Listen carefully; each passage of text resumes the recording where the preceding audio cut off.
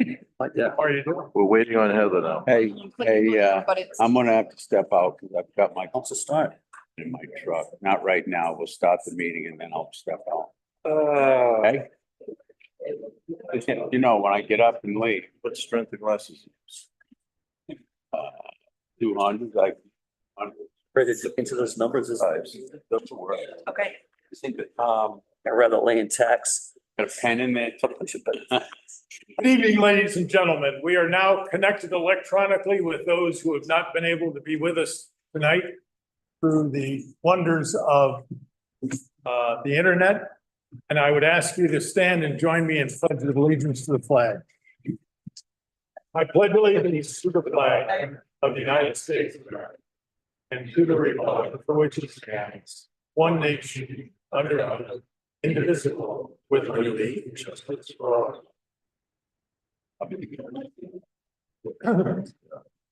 We'll call to order this meeting of the council, and the first item of business is announcements. By way of announcements, 2 weeks from yesterday is now a holiday, Juneteenth, in the state of Rhode Island. So on Wednesday, the 19th, the town hall and services here will be closed. Are there any other announcements that need to be made? All right, I'll entertain a motion to approve the minutes for May 23rd and 31st. so moved. Second. Motion is made and seconded. Is there further discussion? All in favor? Aye. Aye.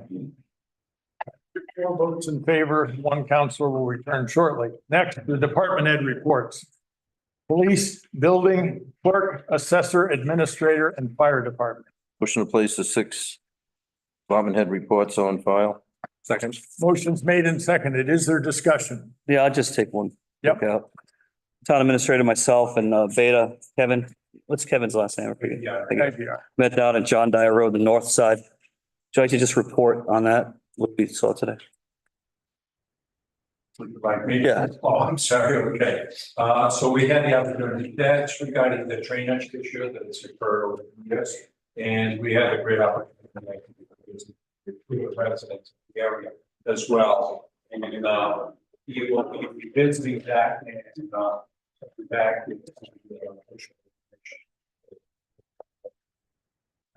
Thank you. The only other thing I have is Congregational Church Fair. I guess there was some discussion with them about the 350 and the paving.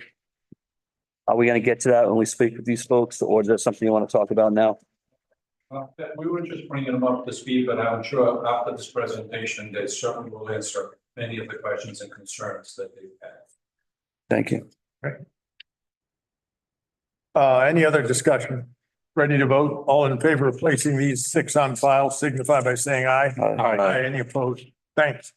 The next item is old business, and our first item of old business, as has been already alluded to, is an update from the Rhode Island Department of Transportation and the contractor for the work, Lynch, on intended road repairs in town. Good evening. Thank you for having us back. We can't hear you up there. Has she got one of these circles up there? Should be picked up. Blue light? I have a white light. Oh, white, yeah, that works. Yes. Maybe you try again from there. Okay. We're actually talking about the council. I'm sorry, you can't hear what we are saying. Yeah. So You're on. Well, I will ask the council to speak as loudly as we can so that we can proceed. Now, Proceed. continue. Okay. Thank you for having us back. We were for you a bit ago, and we promised that once the design was complete and that the contract was advertised and that we had a contractor on board, that we would come back before you to let you know who the players were and what the status of the project were and how we are proceeding. So we're here tonight to do that. As you know, the last time we were before you, we had the consultant with us, which is Crossman Engineering. I do have a representative in the audience tonight, and since then we've advertised and awarded the job.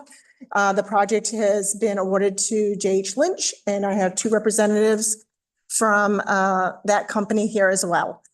So I think we're well equipped to do our best to answer any questions that come up. Thank you. I will at this time turn the presentation. We have a short presentation to just outline some of the details to the project manager, who is John Fontana from the department. Hi, everybody. My name is John Fontana. I'm from the Rhode Island DOT. I'll be the project manager of the project. Just to get started with our slideshow here, we're going to be. Sorry. We will be paving East Main Road, Simmons Road, Common Street, south of the Commons Road, and Meeting House Lane. This is just a visual map, so you can see exactly what the limits of the roads are for all your new paving and striping, sidewalk work, signage, curbing. It all takes place as one large project. A quick scope. So for your particular job, we'll be doing paving and striping, repairing and restoring drainage, installing new curbs and sidewalks, updating existing guardrails, and installing new road signs. On East Main Road, we'll be starting from Peckham Road and continuing through to Simmons. It's approximately 1.5 miles of distance, and we're figuring about 4 weeks to complete the work, beginning to end. Here is where we have the bulk of the work. We'll be working Simmons Road, which is a little more than 1/2 mile, take approximately 2 weeks. We're going to do the whole triangle of Common Street. That's about another 1/2 mile, approximately 4 weeks to complete that. And then we'll move on south of Commons Road from Brownell, about 1.3 miles in a 3-week duration to complete that. Do you want us to hold questions for the end, or can we make questions while you're? You can let us know. Okay. Do you have a time frame on when you're gonna be doing the commons? Do you know when you're gonna be doing it? Yeah, so the projects will be starting within the next couple of weeks. Okay. And they're gonna go right through till Halloween, October 31st. So we'll be in the Commons right in end of June, beginning of July. Because we usually have a church fair that happens. Yes, Okay, we know about the. okay. Unfortunately, we'll Sorry to be doing some road work in front of the church. It's not gonna have a paved surface, unfortunately. That's a question. Absolutely. Okay, I'm Grace Patel, I'm chair of the Congregational Church. And I know when I talked to the fire chief and the police chief, they were saying you're gonna start at Meeting House Mhm. and go up this road here Mhm. and then go down South of Commons. You weren't going to touch the other side between the church and the parish house. Church in the Parrot House, Just south leg here. Right there. okay, I just want to explain that the fair, the road race, starts at the end of Meeting House Lane, mhm, goes up along this road, down to South of Commons, and then goes all the way around, comes back. Yeah. The church fair itself sits on that square, and we have all our vendors and food and everything on that. Want to point to that again? so you have the south leg of the triangle. Oh, That, the vendors are all along this leg. You are absolutely correct. You will have pavement there. I was talking about the little part of the triangle you're gonna be down, nope, right there. That will not be paved when you're having your, church fair. Yeah. Okay, so I just want to explain, which I don't think a lot of people know, that it is our big fundraiser. And if we don't Understood. make our money on that fair, we don't pay our bills. okay?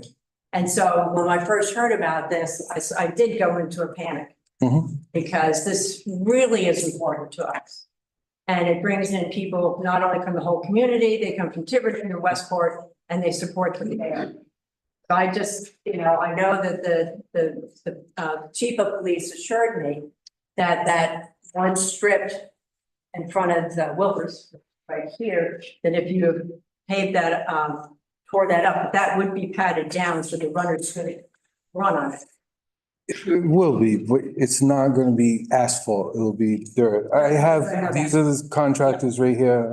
You guys wanna Just give her an idea of what kind of surface she'll be seeing. This is fair, yes.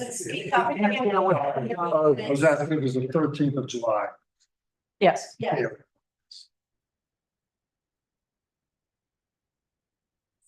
Regardless if it's asphalt or gravel, we'll make it a smooth surface so that it's not tripping hazards or anything. We'll make certain of that. It's a situation that can be. Okay, so are you gonna start? You're starting, it's going to be at Meeting House. Are you starting down there, at Peckham Road? Where's the beginning of this construction? We started on Monday with erosion control south of the common, just working our way around. That's basically. This Monday. Okay, he said they're gonna start this Monday. Okay, and you're gonna, Just erosion control. my other question is, where are you gonna store your equipment? That's a good question. We've been looking around, probably at the state salt farm. Okay, because we use the Veterans Field for parking. So I was told that would possibly be possible. If anybody Maybe has in touch. property that, you know, if we're in the middle of paving at night, probably, The town salt. Yeah, that's what he said. That's what he's speaking of. The intention will be, I think, for Lynch to liaison with the DOT. The fact that we have a state salt barn with a staging area that would be useful to the contractor. it would be useful if we had Other areas as well. Just would be. And do you have something on your website that will say what you've done each day or what you're going to do the next day? So we have an idea of what's happening? Take that. So we actually have from the department, we have something called constant contact. So if we have people's information, we can provide that update as to what's coming in each week. So what are the activities for the next week? The following Friday, we would publish what's coming up in the following week. In terms of the fair, we actually had a meeting with the town a couple weeks ago, maybe 2 weeks ago, with the fire chief, the fire marshal, Tony, myself, and we will happily defer if so we have a schedule that we advertised as we planned out the job to be efficient and to make sure that we would finish up the bulk of the paving to not impact the start of school. That was the coordination that we had done early on with the town. If the town comes back and says to us, we are okay if it goes past the beginning of school and it impacts other things in the town, we will happily defer to you and coordinate with the contractor and change path, whatever the direction is. It's not, at the end of the day, we want to be able to have the town have their needs met while executing the contract and keeping to what we've advertised. But certainly, if you come back to us and you ask us to consider a change in direction, we're happy to entertain that. One of the changes is we're asking you to change. A couple of, Help us. go ahead. Yeah, I mean, there was no communication to the church at all that this was going to happen. Okay. And But from the council's perspective, if the town asks us to do that, we will work with the contractor to figure out how to do that.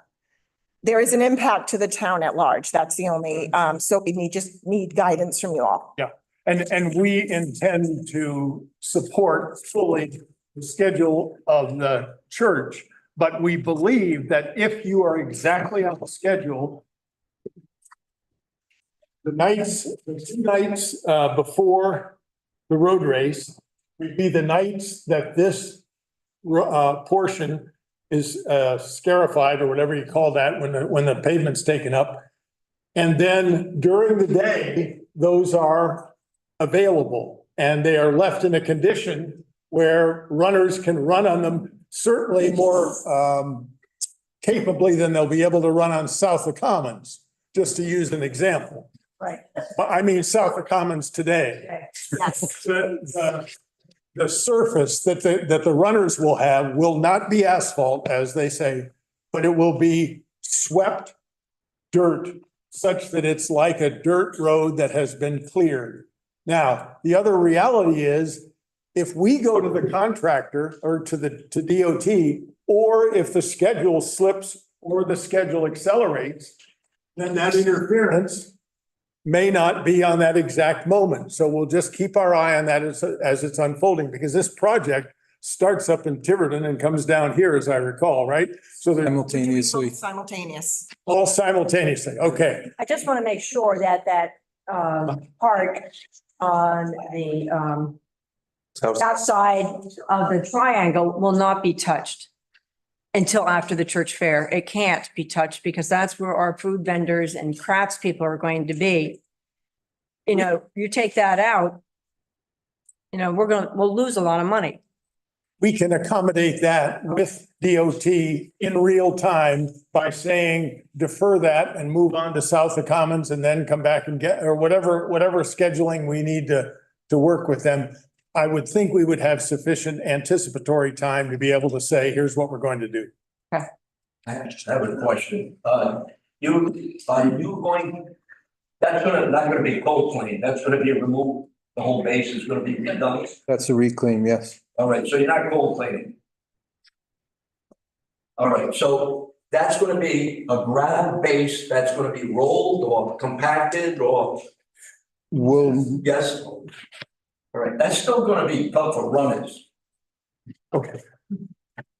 May I say again, this is in real time that we are going to be working with DOT.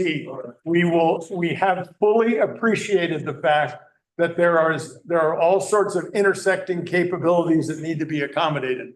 And we will work that on a day-to-day basis to be sure that we're not interfering. I have one question I want to know about. When you're coming west on that triangle, the stop sign is on this side and my car has the steering wheel on the left. So I have to turn all around to see if anybody's coming down the north side. To me, this stop sign should be on the other side because then I can see it. Now, you know, I don't have to turn. When I'm coming down that left side, I have to turn so that I can really see around if anyone's coming on the north side. So I will bring that concern back to our traffic engineers and have them look at it to make sure that it's compliant with the standards set by federal highway. Right, if the stop sign was on the north side. Yep. Coming down the south side, you could easily see across and know that they're gonna stop. I will absolutely bring that back and we will send a message back to the council and to the administrator as to what the requirements are by the federal highway standards. We have to abide by those, but I'm happy to ask. Thank you. You're welcome. Yes. Leslie Cox, I live on the Commons. Okay. And I've heard that you're going to be doing work overnight. Yes. Will the people who actually live here or on any of the roads be notified maybe by the town in advance so that we know exactly which day they're coming in and we can make arrangements, maybe not be at all? Yes. Can you tell me your first name again? Leslie. Leslie. Meet Jim. Jim is our outreach specialist. So Jim and his team will actually be providing updates on real time to anybody who will be impacted by the construction in the area. Yep. Because my house is within. We get it. Yep, we have a sign-in sheet. As long as we get information, we will happily, Jim will give you one of his cards before he goes. Yes. So Do you want us to take? Please go ahead and I'm sorry, I recognize whoever you. apologize. I don't want to my miss name's that. Hudson. I have two questions. Of course, everybody gets the 4th of July off. That's a Is that a Thursday. question? Is that, yes? So you normally work Sunday night to Thursday. Yeah. So what happens if it rains? What do you do? Is it muddy with the stuff? I mean, or do you take a day for it to dry? What do we do about rain? That's gotta be you. How much? I'm a condition. Condition. Okay. But you've already cranked in that Thursday's off. You don't work Fridays or Saturday, the week before for the fair. Okay. And you do know that we do have some big trucks that come and drop off tents and They drop off tents on the Wednesday before the fair. The toilets come on Thursday, and Friday, when you guys won't be here, is all the rest of the stuff that will go.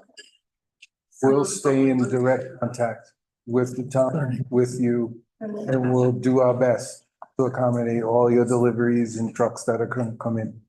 Okay. It wouldn't be restricted on the roadway. Okay. No, Yes. Jeremy Allen from South Commons Road, so. Are you gonna fix the culverts on South Commons while you do the repair? Because so many of the culverts are rusted and caving in. Not only the driveways, but the culvert that I have to cross the street as well. Usually, we would look at any damage. I don't know. I mean. There are three of them south of my house that the road just goes down into. Right, but. So we do have money in the contracts, what we call contingency. If something is real bad, we'll take a look at it. If it needs repair to function, then we'll do our best to fix it.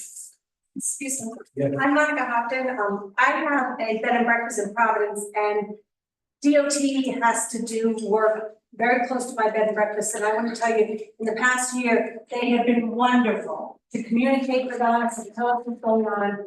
Roads have to be repaired, and just our experience is not convenient for anybody. They do have to do it in the middle of the night there as well. But my experience with them, they've been great, really great to communicate with us.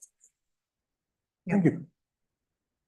Yeah, my question has to do with Meeting House Lane. Are you working on Meeting House Lane from the West Main Road to the Commons?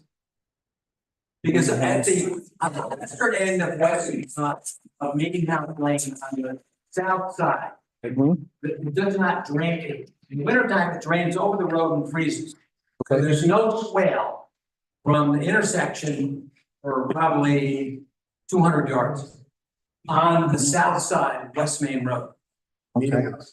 Meeting House Lane. So if you're gonna be working on that, it's very important to keep the water, it's the only time to keep the water off the road in the wintertime is if you're working on that now.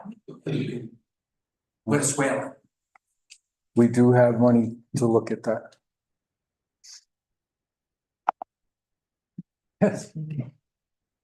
I actually didn't plan on coming here to talk about that tonight, but since you guys are talking about it, I figured I would chime in. I sometimes when there's road work done in Little Compton, I've noticed that there's so much signage added to the road work that it supersedes what I've seen in Tiverton, Westport, and even sometimes suburbs. And sometimes afterwards, I just cringe going, wow, how did this town survive for 400 years without all of those extra signs? And sometimes it just seems like there could be like an errand on the side of something going on a telephone pole or a tree rather than a whole nother added sign. And rather than like 4 signs, maybe there's 1 sign. Like if you went around and you took photos before and after, and then you also showed very similar areas in other towns, there's less signage, and it is noticeable if you look at it. So one of the, as we're updating signage in conformance, I hate to do that, in conformance with the federal highway requirements. But if there's something particular that pops out, if you would let us know if there's one in particular, or if there's some particular location that is of concern, if you could let us know, then we can look at it. Almost everywhere, there's like a 3-way intersection, there'll be a sign pointing that you have to go right and left there. Okay. Like as if everybody would have just ran right through the house in front of them. And sometimes you have an old antique house, and now you have a sign that in front of the house, and it's kind of a shame because it's almost like there was no consideration that you're in a somewhat of a historic area and also more of a rural area, and then when you depart, it looks like suburbia. Understood. At the same time, I hope you can appreciate that we to adhere to their federal guidelines. Historic has their own set of requirements and we do have to adhere to That's why that I as was well. so careful with the Yes. story. I wasn't really trying to say it's all. No, I understand. affected, But it's almost like just trying to err on the side of like. Well, once, you know, it's like the song, once you pave paradise, put in a park, like, there's no reason to really do it sometimes. Okay, and if there's, I will have, the consultant as well as our safety section who is responsible for the signage and all the requirements. I'll have them just take another peek just to make sure. I do want to just comment back to manage everybody's expectations. So I know that there are things that everybody probably would like, and there may be elements that are not in the project. And while we have contingency, that doesn't mean that we have the ability or the authority to add work. If there's something that we touch and then it unravels, a catch basin, we reclaim and then that catch basin fails or there's significant repair and we didn't call that out initially in the plan, we may be able to then do some work to that. But I just want to make sure that people don't think just because we go buy something and it has been a concern that we're going to fix everything that's in the roadway. Because that is not the plan. Have you driven down South Commons? I have not. I'm lucky I could find my way here. When you leave, could you? Yeah. And you tell me which road it is. Absolutely. You bet. We'll show you. I spent 45 minutes trying to find a gas station. You have one. I know, big surprise for me. Serious consideration to the maps that I had emailed a while back to everybody and handed out to you, Wendy, which had come for a previous meeting, having to do with signage, safety reasons, crosswalks, understanding. I hope that you get a gander at the parking in the commons where everybody backs out into the traffic and take that into consideration as to how badly we need good signage and the proper speed of it coming from South Commons into the commons. There's no sign in front of the. Bullshit. Be pretty dangerous, so I hope you take that into consideration. So I just want to interject. So what is our contingency? What's that number? Do we have that for this project? That contingency is for us to be able to address anything that comes up as part of construction. So in the event, I'll just give a couple examples. If the contractor reclaims the road and there's a utility that was not noted on the plans or that wasn't identified early on and we need to move that, we would have to use that as the piece of our budget that we have set aside to address the unknowns in the field. It's not to add work. However, just like I mentioned earlier, if there was something that we touched as part of that reclamation process and it needed repair or it needed to have be addressed in some way, we would use that is that pot of money associated or designated to address those issues. So your bulk of your work is paving and striping, Yes, period. You're right. paving, striping, signage, and The new sidewalk. the Right sidewalk. out here. Right. So I wanted to get into the sidewalk when we do you have a slide for it or? I do. Yeah, so I'll wait for that. Okay. Okay.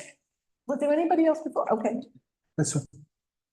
Yeah, so with this project, I think Patrick just laid it out, kind of feedback on some of the comments from gentlemen in the audience tonight. Is there any engineering for the stormwater mitigation that erodes the road at a faster rate than you all are typically? You give the life of the road, but I mean, are we implementing stormwater mitigation to ensure that that light it keeps full life, or are we in the practice of paving the road, striping the road, and then when water goes under the road and needs to be repaired, and we call on you for more federal dollars, or are we going to correct the stormwater mitigation? What is in the speak to that. As far as the road condition. Yeah. I don't think there's anything in the contract for anything different than we. There it is. So, unlike, cities and many towns, we don't have any below ground sewer. We don't have any water infrastructure. But we do have a high water table, and we do live in a low lying area. And we do have a storm water mitigation issue throughout countless areas of town has been noted tonight, just in this paving.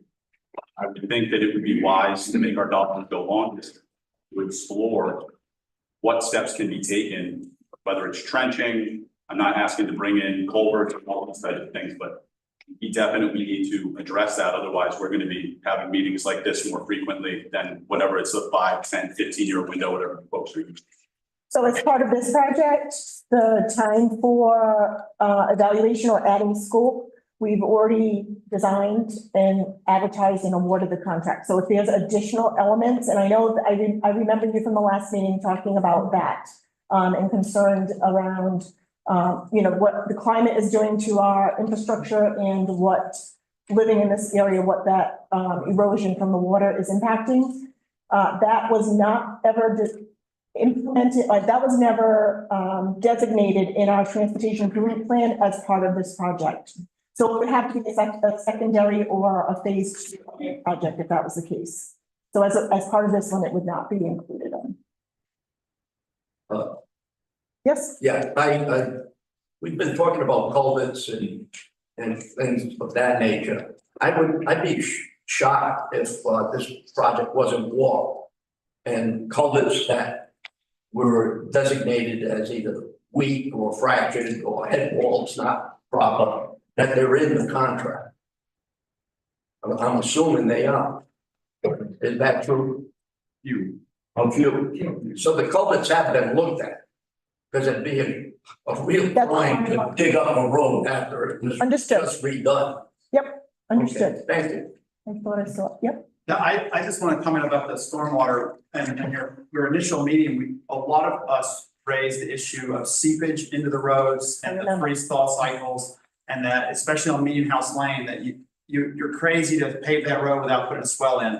And if the money needs to come from the town to put that swell in because you don't have it, then you need to ask them for it, because you can't put a new road into these areas without dealing with the seepage and the drainage. It is crazy not to do that. And the town maybe should have asked you for that. But I think now is the time to do that. The town has the money to do it if it needed to.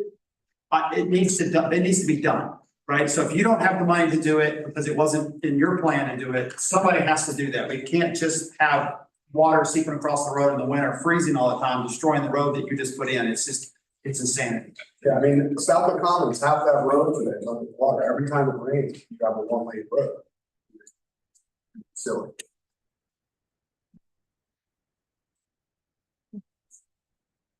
We're in a construction phase. Yeah. Sir? Okay, a flat surface road will hold water. If you got a crowned road, the water's off the road. Because once the water sits on that road, it's all done. So if it's a crowned road, I'm all for it. Can you speak to that? You know what that means? The design engineer, can you hear him? You know what that means? Yes. It's crowned. Water will not sit on the road. It'll go off the road. It's designed that way, sir. It isn't always designed that. No, this is the designer of record. Okay, make sure it's got a crown. That's freezing. You need a new road. Thanks. Are there any other questions? Yes. I was wondering about lighting. There's very poor or no lighting in that area. I want to go with it. Is there lighting in the contract? And in front of here too. There's At not night. lighting in. Talking. Okay, I didn't know. No. Is the town supposed to do lighting or is that part of the? We have a lighting, antique lighting restoration project that's going in parallel with this, and we've liaisoned with DOT for the necessary underground conduit that will need to accompany that. That's for the commons, both legs and across all three sides of the common. Are they actually light up things? That depends upon whether the source is engaged, but yes, the intention is every one of the lights will light up. Thank you. Any other questions? You want to go to the next slide? Yeah. All right, so this is Meeting House Lane. I know somebody had asked if we were doing this road.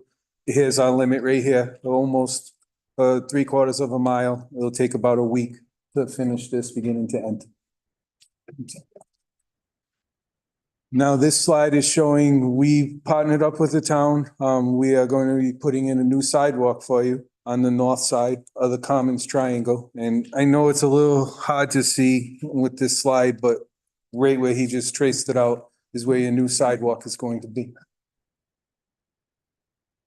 Didn't somebody on the council have a question about? I did.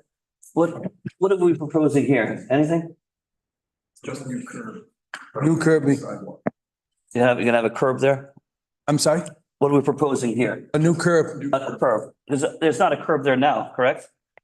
Right. Yes. With new curbing at Pikes Peak, you said it's gonna be on the north side of the north side of Pikes Peak. And I don't know what Pikes is. I'm sorry. Stop the meeting. That's Pikes Peak? Yes, this is Pikes. Okay. Oh, okay. Right outside.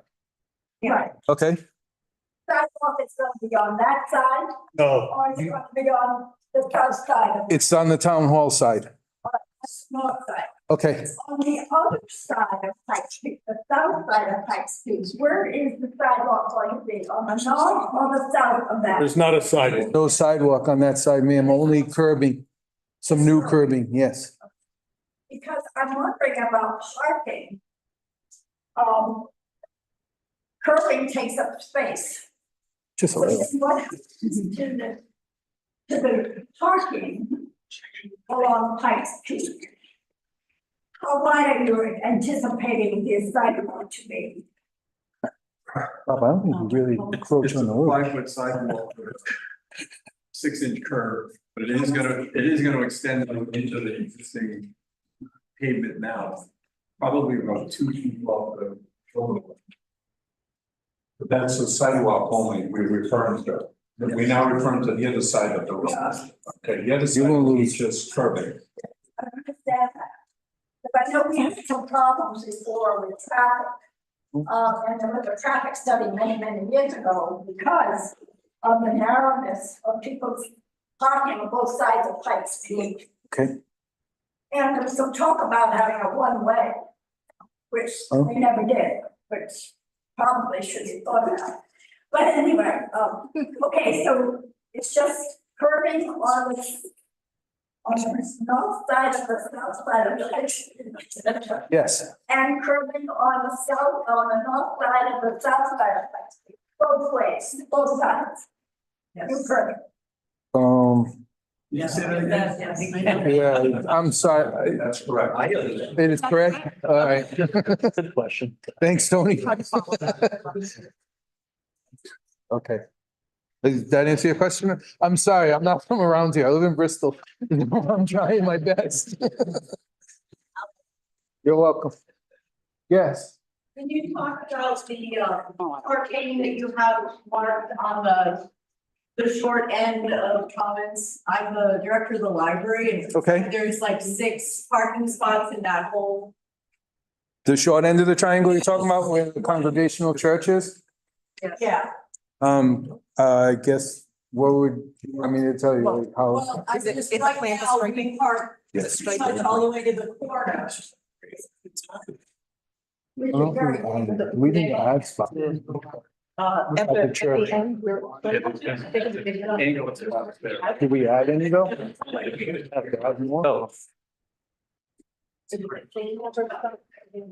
okay. We'll get back to it. I'll get back to you on that one, whether or not we are actually having additional parking or the same amount in new striping. Yeah, because right now it looks like there's about 3 spots near the library near the end, opposite the Congregational Church. I'm at the other end across the street. Oh, okay, so you're down So, by the church. It looks like it's all blocked off, but I'm sitting way back, so there's no parking there, so it would only No. be the 3 diagonal spots. for the library. So we get like 2,500 people a month in the summer. Will be after this. It's gonna be hard to do 3 spots at a time. I just wanted to make sure I was aware that we were gonna lose a lot of spots. Noted. And these issues have a way of being able to be worked once the installation is in place. I just want to make sure.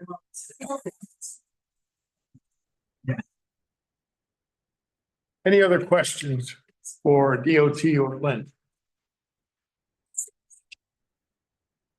So I'll just give you some, I mean, we've talked about a lot of this already through the questions, general information of the job. Paving work is going to be performed at night. All the sidewalk and striping work will be during the day.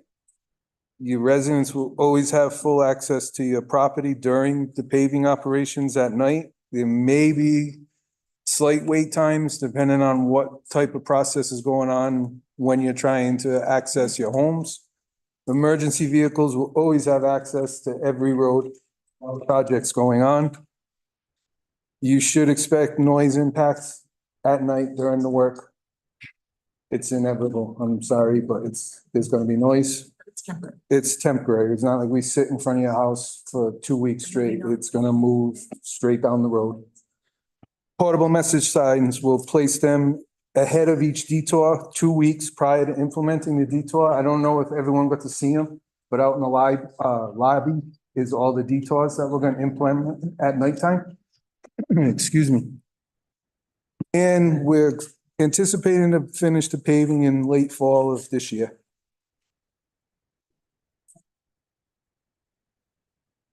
Well, how long am I gonna have a dirt road? It's all, where is your house? I'll give you you're on South Commons. So it's 3 weeks. Presentation, each location was how many weeks, but just so everybody knows, we will provide this presentation to the town. If you can put it up on your website so that anybody can see it at any time. And then, like I said, we can still provide weekly updates so that everybody knows what to expect in the coming week. And our intention is also to link from the town website to the provided by DOT on project status, as to be able to make that connection as well. Just on the next slide is the schedule of work. We're starting early this summer. We want to have late summer of 24, the Common Street paving, curbing and sidewalk. That's the plan, to have a complete remaining paving by late fall of this year. And the project is what we consider substantially complete, which is not only your work, it's everything involved by the spring of 26. As well as the other town. And I'm sorry, that's Tiverton as well. That's the entire project being done. And on my very last slide is any questions you have at any time. This is a 24-hour number. Call into it. It'll get to me as a project manager, and I can discuss it with Lori, with Lynch, with Jim, with our consultant, Bob, and we'll get answers as soon as we can. That's our presentation. One thing, I gotta reiterate, and I said this when you first came down, that at the top of Meeting House Lane, which were abuts Main Road, not sure where the water comes from, but on the south side, it runs down. And when it runs across the road, and when they salt, it becomes a puddle there of salt. It's very dangerous and it will freeze. And then the water runs under the road, and then the road starts buckling. So that has to be taken care of. Whoever was there at the time, might have been you, I can't remember. They said, yes, you were looking into that. That definitely has to be taken care of. There's been water running down where it comes from, I'm not sure. But it's just a horrible, horrible place up there when that water's running. And it's very dangerous for slippage of cars sliding off the road. I believe it's groundwater because it's rust. You can see the rust stains on the road itself. you really gotta look at it. Up at the top of the hill over here, West Main Road. It's right, yeah, right where the triangle is. You come down probably 200 feet, and that's where it cuts across the road. And it actually puddles of salt there. And it's a pretty dangerous situation when you're going down it. I mean, it's good because people slow down, but then it goes under the road and then the road starts to buckle when it freezes. Thank you. Thank you. Thank you very much. Appreciate it.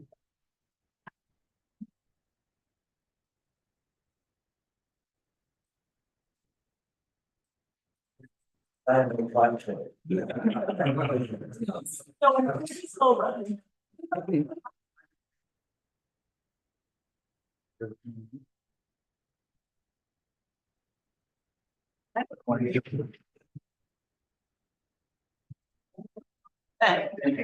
wait to get out of here. Yeah.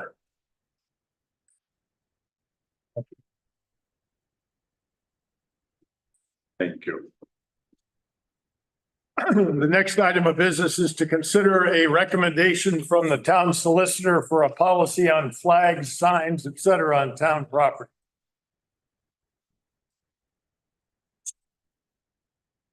I should begin by saying that communities do not have flag policies or display policies. Some do. Could you speak up? We cannot hear you. Can't hear you. Rather than directing it to the council, I'm going to speak like this so I think everybody can hear me. What I had said was most communities in the state of Rhode Island do not have flag ordinances or flag policies. Some do. The general rule for most communities is that the federal statute on the flying of the United States flag and the state flag and the POW MIA flag is what's followed. That's 4 USC 1, and there's other sections after that. That's for the flying of the flag. Some communities, however, have adopted either flag ordinances or flag policies. I've suggested a flag policy in this instance. Now, one of the questions that came up is, what about the flag? What about the sign ordinance that you have in your zoning ordinance? That regulates signs on private property. What it does is, in the residential zone, is regulate commercial speech. It does not, under federal law, regulate political speech or other types of expressions. That's why you can have lawn signs stating you're in favor of a candidate or you're in favor of some type of an issue. You can do that, and that falls under the First Amendment. This policy is for government property, town property. The reason for that is that government property and speech on the government falls under a separate category. And because it's government speech, there are some rules and regulations that you have to follow so that you don't run afoul of any constitutional rights, which is the reason that I proposed this for you. And basically, it comes in two parts. The first part is the town hall is segregated out. That's reserved for the American flag. The rest of the government properties, town-owned properties in the town, can have displays on them so long as they are in a connection with an event that has been approved by the town council. So if there's an event, town council's approved it, there can be a display for that event. It's a very simple policy. I'll answer any questions you might have. So Tony, this regulation that you've given us, it looks pretty simple to me. I know Newport, Puckett, Somerville, Mass, they have a flag policy or regulation. So if they have an event that the council approves, then they can have, that event can have their signs on town hall. That's correct, yes. So, and they're not getting sued because they approve the event, not the flag or the sign. That's correct, yes. So what you have here, what you propose is, I guess, language that kind of mirrors Newport, Pawtucket, and Somerville, that we can either throw out, or we could adopt, or we could take out the town hall property of this So it'll include the town hall, like Pawtucket, Newport and Somerville. Those are pretty much the options we have here tonight. Those are all correct statements. And I want to say, you don't have to adopt a policy. There's no rule over there saying, yes, you have to have this type of a policy. But from a legal standpoint, it's a good idea. Boston had a policy that wasn't all that good and they lost that shirt leaf case, which is in the back of my mind. So that's why, so this takes out, well, if you fly one flag, you gotta fly everyone's flag. No, that's gone now. If this is adopted, like in Newport and Pawtucket and Somerville. Or, oh, you're gonna get sued because you flew someone's flag. If this is adopted by us, these regulations, that's not gonna happen. That goes away. The approval is for the event. And then the display is in connection with the event. So the town, the municipality is approving an event. They're not approving a flag. That's correct. So that's how they get around it. And it would be consistent with the way we came out of the discussion the last time to say that the way that we can satisfy the townwide is to display the American flag on this building as the indication of that is what gathers us all together. And there's not a dispute over the fact but that doesn't represent me. My flag isn't there. So it is consistent with that, and that we would move forward in the same fashion.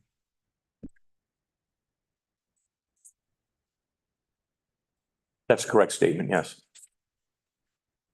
Where does the policy reside? We don't have a book of policies at this point. This would be policy one or. If this is adopted, it would be in the nature of a resolution. So it would go into your town council minutes.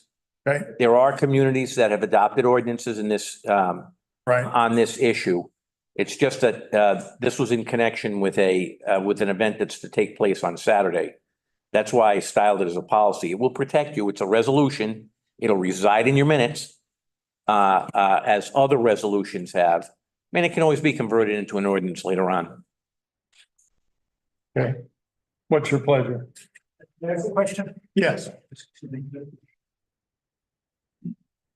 It's just a matter of wording. My name is Larry Anderson.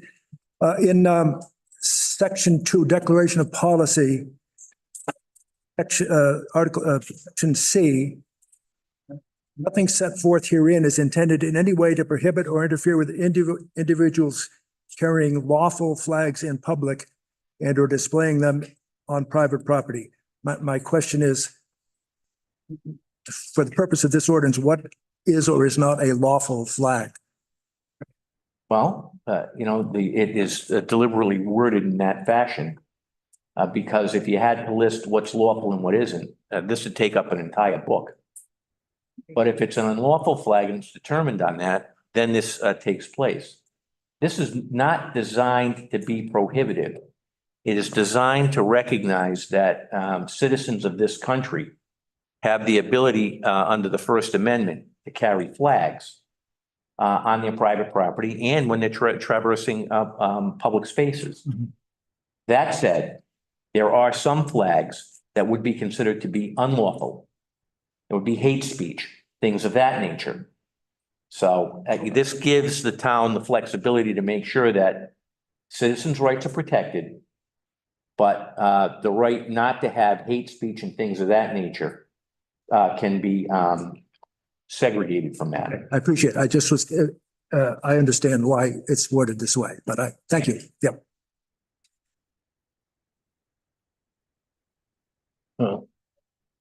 Is the time for comment? Go ahead, Barbara. Is it? Let's make a motion.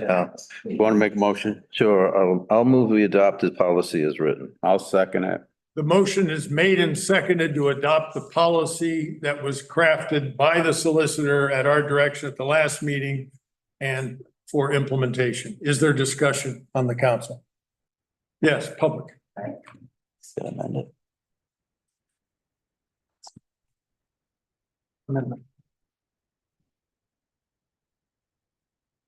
My name is Barbara Passport, West Main Road. I've been blessed with a long life a life that experienced wars, conflicts, raising of the flag at Iwo Jima, a flag respected, a flag fought for. Some of you are families of the soldiers stationed here at Fort Church and the Coast Guard stationed at Secana Point during World War II. Your families serving to keep us free. It's not my flag, it's our flag. Our American flag should be the only flag flown in our community, on our school and municipal buildings, reflecting America the Beautiful, freedom and justice for all. For me, our flag reflects the blood shed by thousands, the love of the united, and the sorrows of many. Respectfully, let not this issue divide our community, but keep us united as we respect the red, white, and blue. It is not just a flag. It's a symbol of our national pride and our glorious history and our freedom.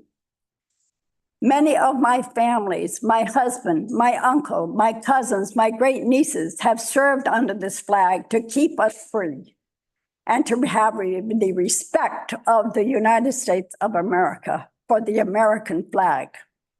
Let's remind and teach our children to respect our flag, especially on June 14th, Flag Day. Remember, it's not just a flag, it is the symbol of our national pride, our glorious history, and our freedom. Thank you.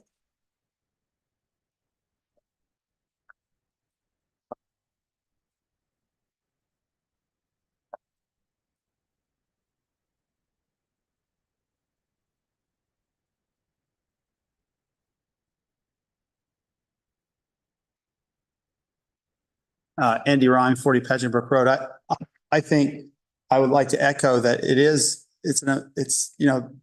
having a symbol of our country is a very important thing, and remembering those that fought for our country is extremely important. But I would ask maybe that you put conditions on how that, if we're going to make a rule that only a flag can be flown out here and no other flag, I would ask that you put conditions on how that flag is flown and the condition that flag must be in. Right. It should always be right side up, and it should always be in good condition.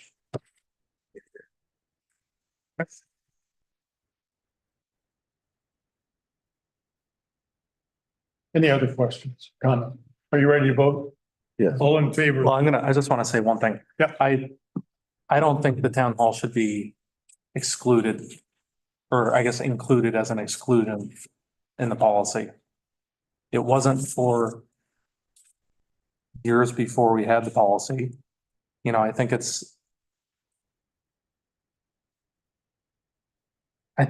interesting that this is a debate now, or it has been for the last 2 or 3 years, when it wasn't a debate for the previous 15 or 20 years that we took down the US flag and flew the Armenian flag in its place for a day each year. No one ever, for the 4 years that I approved that on the council, and I think for the 15 years that we had all approved it before that, no one ever said a peep about taking down the US flag on town hall. So to me, it's not about only flying the US flag on town hall. This whole debate is about the pride flag. And so I think that this doesn't give us the proper say to how we can do our business here at town hall. I just don't agree with that town hall should be, you know, called out like that and not included. This is not about the flag. It's not about the US flag. That's not what this has been about for the last 3 years that we've had this debate. It's about the pride flag and the fact that this didn't come up before then, I think says a lot about some of the values in this community.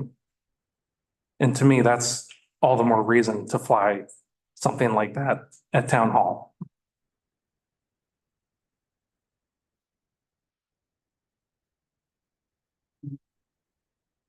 Yes.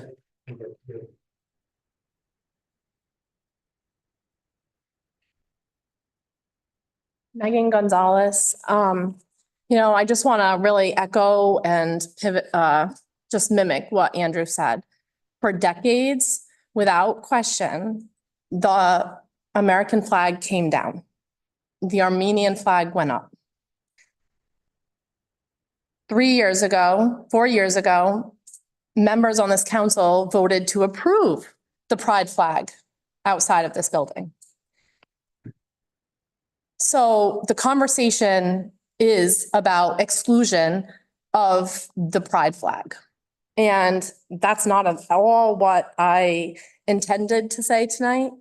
But I mean, it really does need to be called out. It's exclusive and it's been done year after year, decades. I'll also add that you asked for the public's comment and time for them to weigh in. And we've had over 130 Little Compton residents fully support the resolution as proposed. On top of others that I know for a fact that have emailed in. So the public has spoke. They fully support the initiative. And I think that the policy needs to be revised and considered that the town hall, just like, if the town council approves the event, then the flag should fly. I don't think it should be excluded. It's happened before and it is it's bigotry that it's not being flown and not being approved. Yes. Yes. My name is Sal Marinosi. Originally, I'm from Providence, and I've been here 25 years. One of my brothers hit the beach in Anzio. Then he hits the beach in Omaha Beach. My other brother hit the beach in Omaha Beach. I served in the Navy through better times. My kid brother went to Vietnam. I lost a brother fighting for Italy because he was first. My father had come here after he was born. I don't exclude anybody. I approve of everybody. I love everyone. I don't want to exclude anything in the town, but I don't want to include anything on that mast except the American flag. I want it flown with lights at night if it stands at night. I want it flown proper, curtain beautiful as it should be. I want it lowered when it's supposed to be, and I want it lowered right. And I wasn't here when the Second World War was going on here in the town, but I can imagine it flying there. I'm a patriot, I'm an American, and I love everybody in this town. And I don't exclude anybody in this town. And please don't think I do. But I want the flag flown all by itself there. That's how I feel.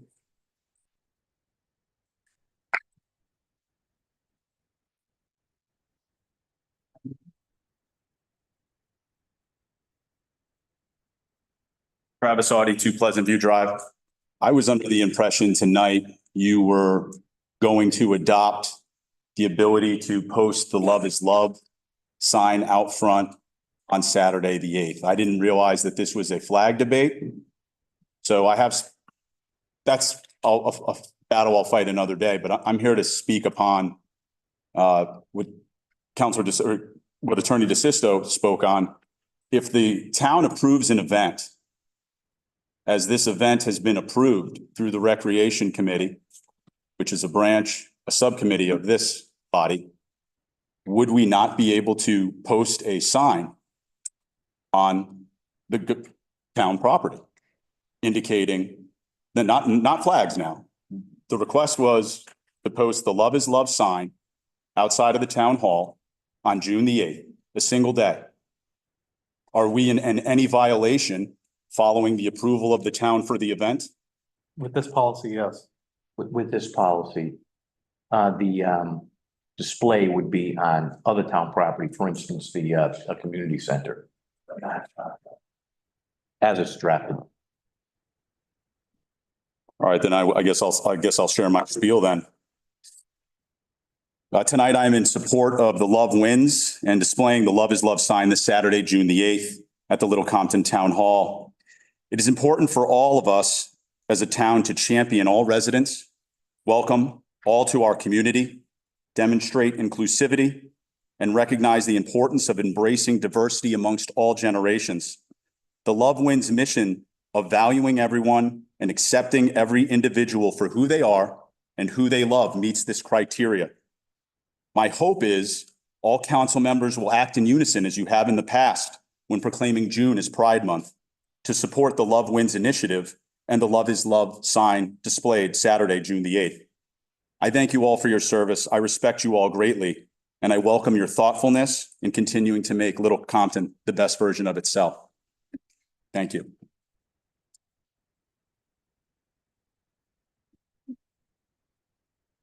Yes.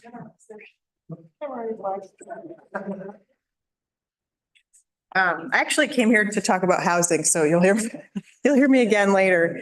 But I just wanted to say, that, the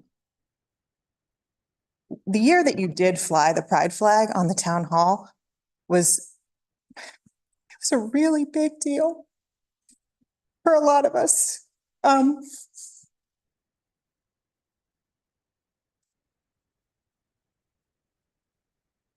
lot of people don't know this about me because I'm in a relationship with a man who I love very much. We have a beautiful child.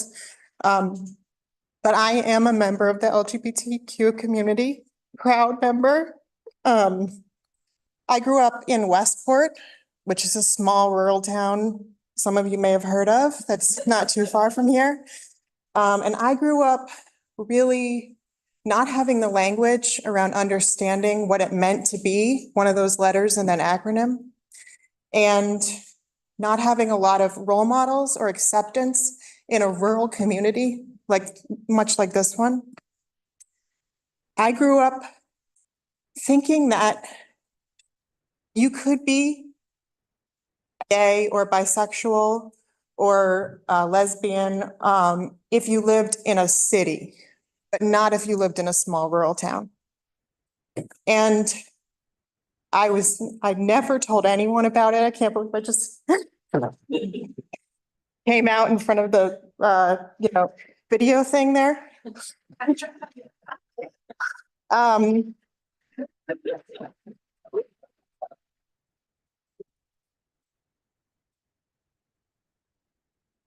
I never told anyone in the town I grew up in. I saved it for Providence, for Chicago.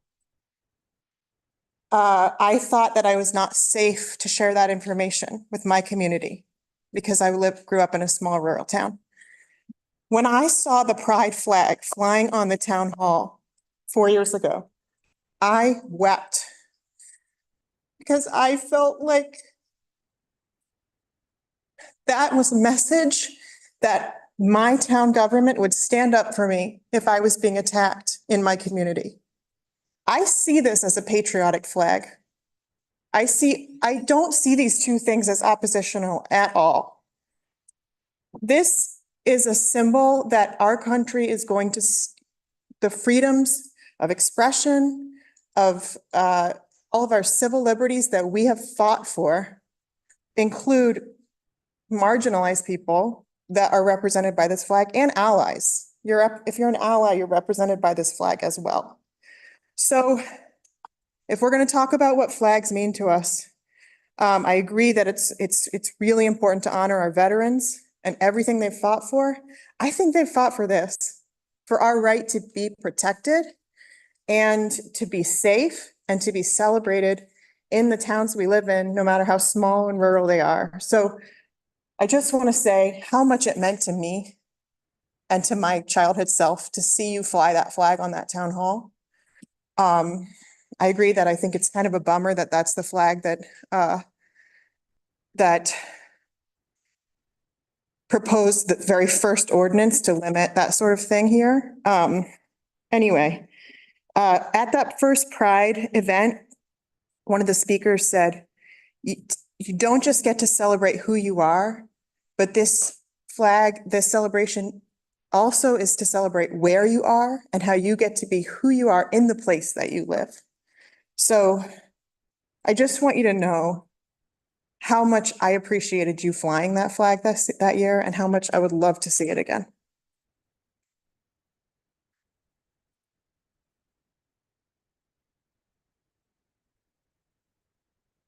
Solicitor, would you give us a brief summary of what happened in Boston?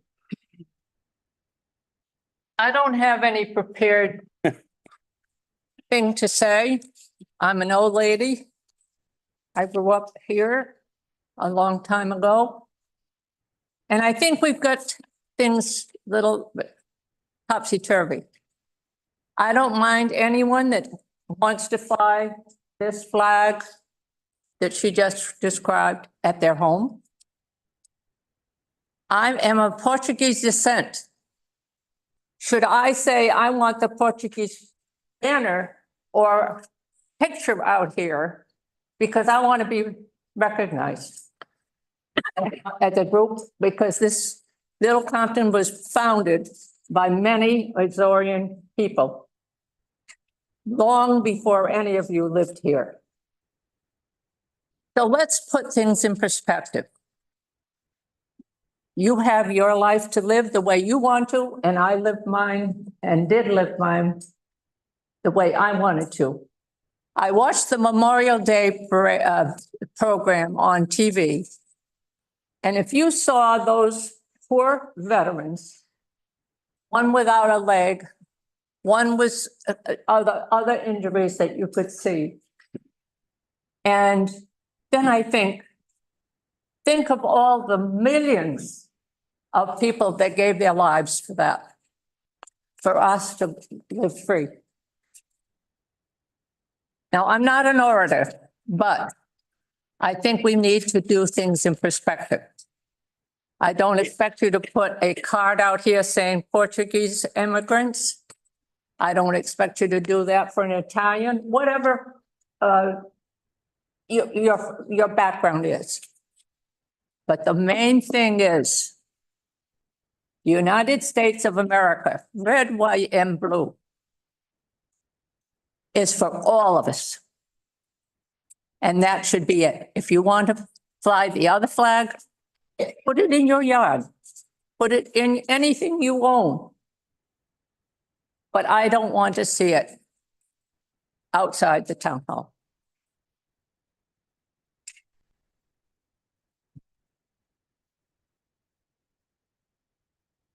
Have you found it yet, Mr. Solicitor? The Shirtlift case was in Boston. Pick up a little bit, Tony. Okay, I'm sorry. The Shirtleaf case went to the US Supreme Court. What had happened was Boston had been flying flags when people asked in front of their city hall. A Christian group asked to fly their flag. That was denied. They went to the federal district court in Boston, First Circuit, then the Supreme Court, and they prevailed in the Supreme Court. The question was whether or not it violated the Establishment Clause. Frankly, Boston did not have a good policy. They've since changed, and they lost the case. They actually had to pay money on it. But that's why so many solicitors give the advice that if you're flying anything other than the United States flag, the POWMIA flag, which is by federal statute, or the state flag, you can run into problems if you say yes to one group but no to another group. This policy that you have is more driven by events, which you have more control over. And then what flows from the event is whether or not you can have the display, and that's where this policy is. So to me, this gets beyond where Shirtlift was and gets to allowing events, which you can do, and then you can have displays in connection with an event, including signage, flags and signage. So I just want to go forward with Councilor Moore. Yes, it is about the pride flag, but the pride flag triggered us to look at what flags we're putting up. So did the pride flag start it? Yeah, it did. But we're like, okay, the reaction we got from the public was not all positive. Wasn't all negative, but it wasn't all positive. So we sat with a dilemma. What do? We put the pride flag up and it freaked a lot of people out. And a lot of people were fine with it. So we're here to represent the whole town. So when that happened, that the same time the Boston thing happened, and what follows up on that, the Church of Satan applied to put their flag up and they couldn't stop them down. So, because it wasn't a hate flag. So yes, the pride flag did start this, but it wasn't because of what the flag represented. It was because we didn't want to start saying, okay, you can put your flag up, you can put your flag up, you can put your flag up. And then we're upsetting one side or the other. It's a no-win situation. I disagree with your timeline. Because we flew the pride flag and shirtlift wasn't until the next year after that. So, exactly. Yeah, well, that's my point. You're saying the bad part out loud. Is my point. That there was never, there are a lot of people here saying only the US flag should fly in town hall. Where were they when we flew the Armenian flag? Where was the outcry? Nobody cared. Well, that's the thing, because it's not about only flying the US flag out. Yeah. That's not what it's about. It was about genocide. So yes, and we realized again, when the pride flag issue came up, we realized again, okay, we're walking right into trouble here. And we're gonna start putting up everybody's flag, because who would deny? There are over 90 pride flags. I understand that, but this policy allows us to regain control. You have it right in front of you. Over what flags can be flown out there. That's the point of the policy. That's what this is. It doesn't prohibit pride flags, pride signs, pride stuff on other town property. It's just the town hall. That's the crux of it. But you can put them on Pikes Peak. The school policy, this says right in it, RIGL 16-215, the school's in charge of the flag they have in front of them. We have no control of that. So it's just the town hall. Only the town hall, Right. yeah. So there's 5 people on this board and they're going to decide whether the pride flag can fly, or I should say, if we're going to keep in prohibited in the town hall, outside the town hall. That's what we're going to vote on right now. Simple as that. Doesn't mean if we approve it, we take out that. We're not going to be sued. We don't have to put other people's flags. It's about events. So all that is gone now. We've taken care of all that. There's no short leaf. There's none of that. It's all about that one line in rules and what is it? C, number 3. Temporary displays may be installed on municipal property other than the town hall property. Yes, Amy. I'm gonna wait. I would like to wait. I'm not ready right now. Okay. Thank you. Yeah. Yes. May I have make an additional comment? Yes. You have someone coming up behind you. Second bite of the apple. Second bite of the apple. Only at the town meeting, financial town meeting. I just stood up. Come on in. Slide the apple over. Thank you. Everybody's welcome. Slide the apple over.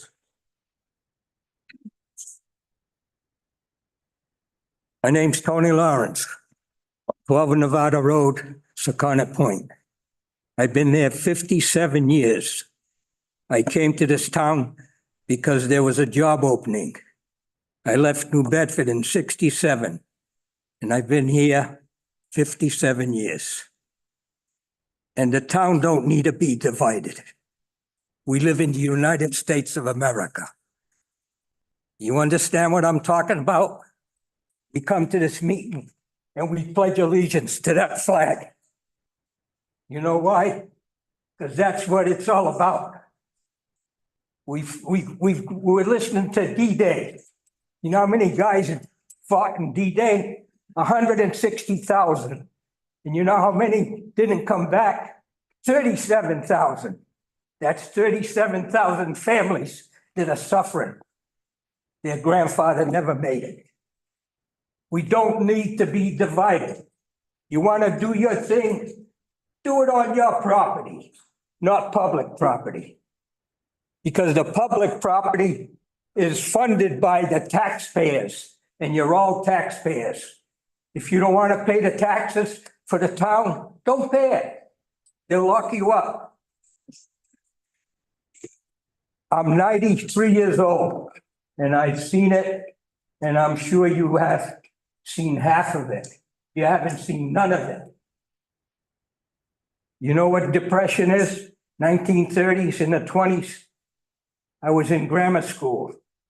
We used to bring out lunch in a little paper bag. And we used to sit on picnic benches. And this gentleman next to me brought his bag. The other kid on the same bench passed out. So the teacher says, go get his brother. He went to get his brother. The teacher asked his brother, what happened? He says, it wasn't his turn for breakfast. And he passed out. Do you understand what's going on? You people are dividing this country. You better wake up, because everything we buy is not made here. And your Social Security won't be there because everybody works in a foreign country. If they bring them back to work in this country, like my father did in the cotton mill, 72 hours a week, and they said, you gotta work more, Tony. My father says, here, take the bobbins, I'm going farming. And he bought a farm. And the farm is on Hathaway Road, 1941. It's still in business 83 years later. Greenhouses. That was work, blood, sweat, and tears. You guys know what that is? You push buttons today. You've got a cell phone. It's out of control. Thank you, Mr. Lawrence. I've had it. Thank you. Respect the American flag. That's why we're still here. Thank you.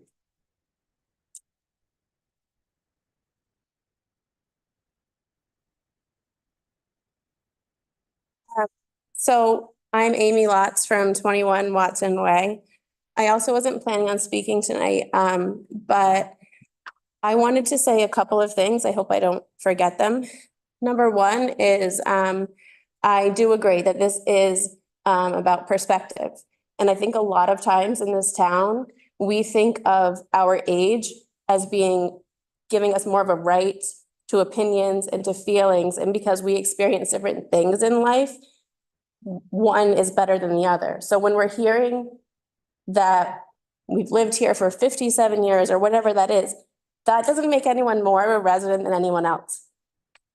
If we're talking about D-Day, which I've been listening to all day, there are still people from marginalized communities who fought for the flag that we all pledged allegiance to today that were never recognized, or they couldn't even find any trace of them in front of any sort of, after extensive research, I think it was 10 years, they finally found enough to be able to grant the second most prestigious Medal of Honor in this country to a Black man who was denied all of those things. Unrelated, but I really caution us from saying or assuming that a younger generation, one, hasn't experienced life things. Two, there are in each generation a lot of changes. I'm sure everyone here had families who didn't approve of them when they were teenagers for something or other they did. That's just how life goes. That's not just today. That is just how it goes. So to act as though this is dividing the country, no, it's not dividing the country. Even if you listen to the way that one side is speaking tonight versus the other, who sounds more angry and worked up and more divisive, and who sounds more caring about everything that we're talking about tonight? No one here is against the American flag. No one here disrespects the American flag. No one here is comparing the two. or at least I'm not. And I think that we just really need to be honest that living in this town for 8 decades gives you no more rights than me, who has lived here almost 4. Times continue to move on, and that's what I have to say. Thank you.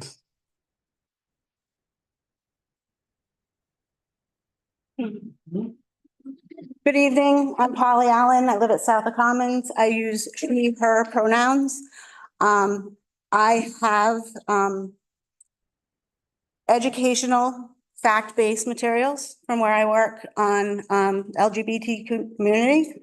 Oftentimes, when people fear something, it's because they're not educated about it and they don't know enough about it.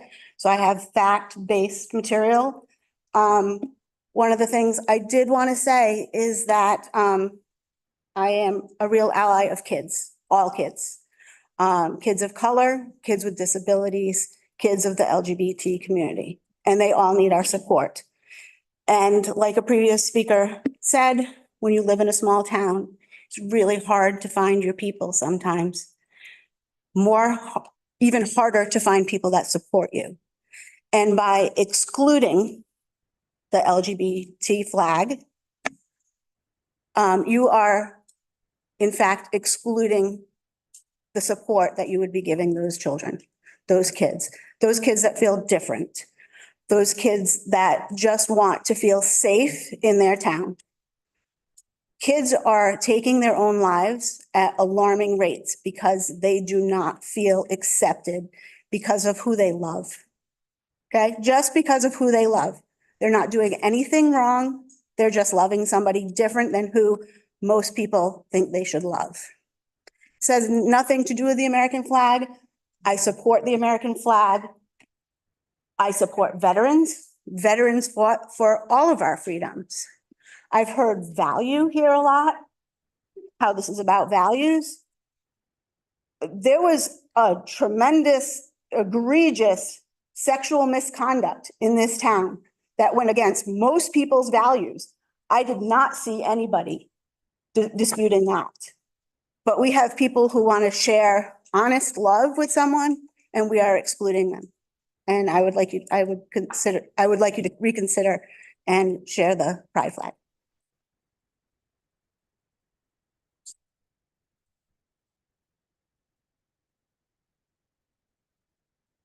My name is Betty Sedanius. I won't tell you how old I am. I'll tell you that I've lived here for 6 years, so I'm a newcomer. Grew up in New Hampshire, and I cried every time I pledged allegiance to the flag in grade school, and I still cry every time that the national anthem is played at a ball game. If you watch the Red Sox and they pan the crowd, they'll see me crying. That's how I feel about it. That this is our country, this is our flag, this is our town hall, and we should be flying the American flag at town hall. And I can't echo enough what everybody has said about the sacrifices that were made so that we can all be here today and talk about these issues and have this wonderful discussion. It hits very close to me because my dad's first cousin raised the flag at Iwo Jima. He wasn't the only one. Name is Renee Gagne. You can look him up when you get home. I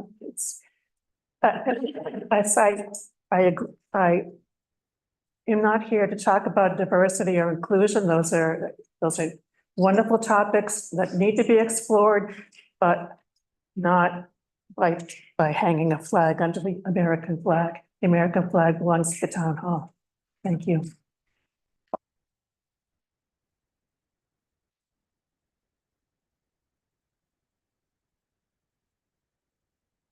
I'm Lindsay Pinion, and I hope I do this well. I will tell you how old I am. I am 75 years old, and the bulk of my profession has been in education with children anywhere from kindergarten all the way throughout community college, graduate school. has always, I want to say, been evident to me that we have diversity amongst our human population. We've all known that. Some of us have been way more compassionate and understanding about that over time and have looked to understand what the strengths are of those individuals, not what their differences are. And in some respects, I think it's very important. There's this silly expression, which is called keep it simple, sweetie. There are other people who feel that way, but I'll keep it that way. And we, as Americans in the United States, allegiance to the flag of the United States of America. And justice for all. Who is missing?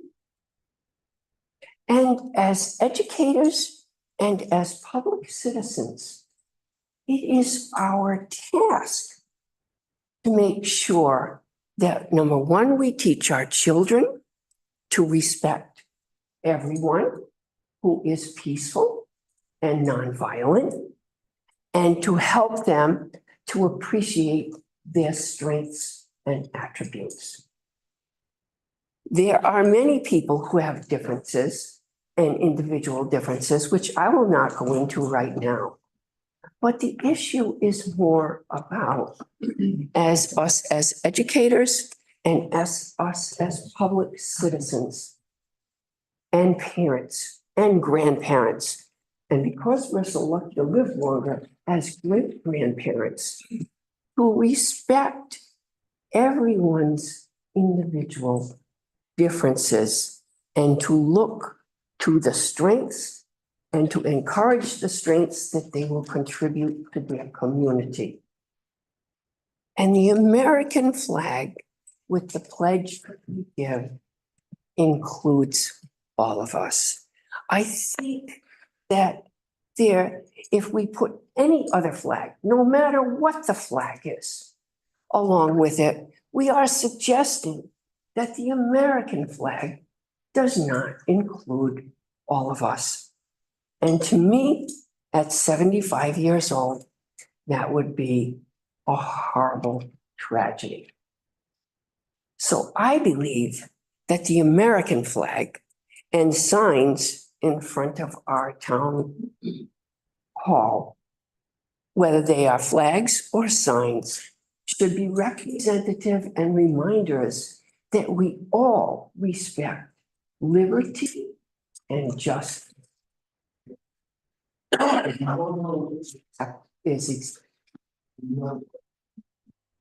why not leave it that way? And it's our job to teach people about individualism. Thank you very much.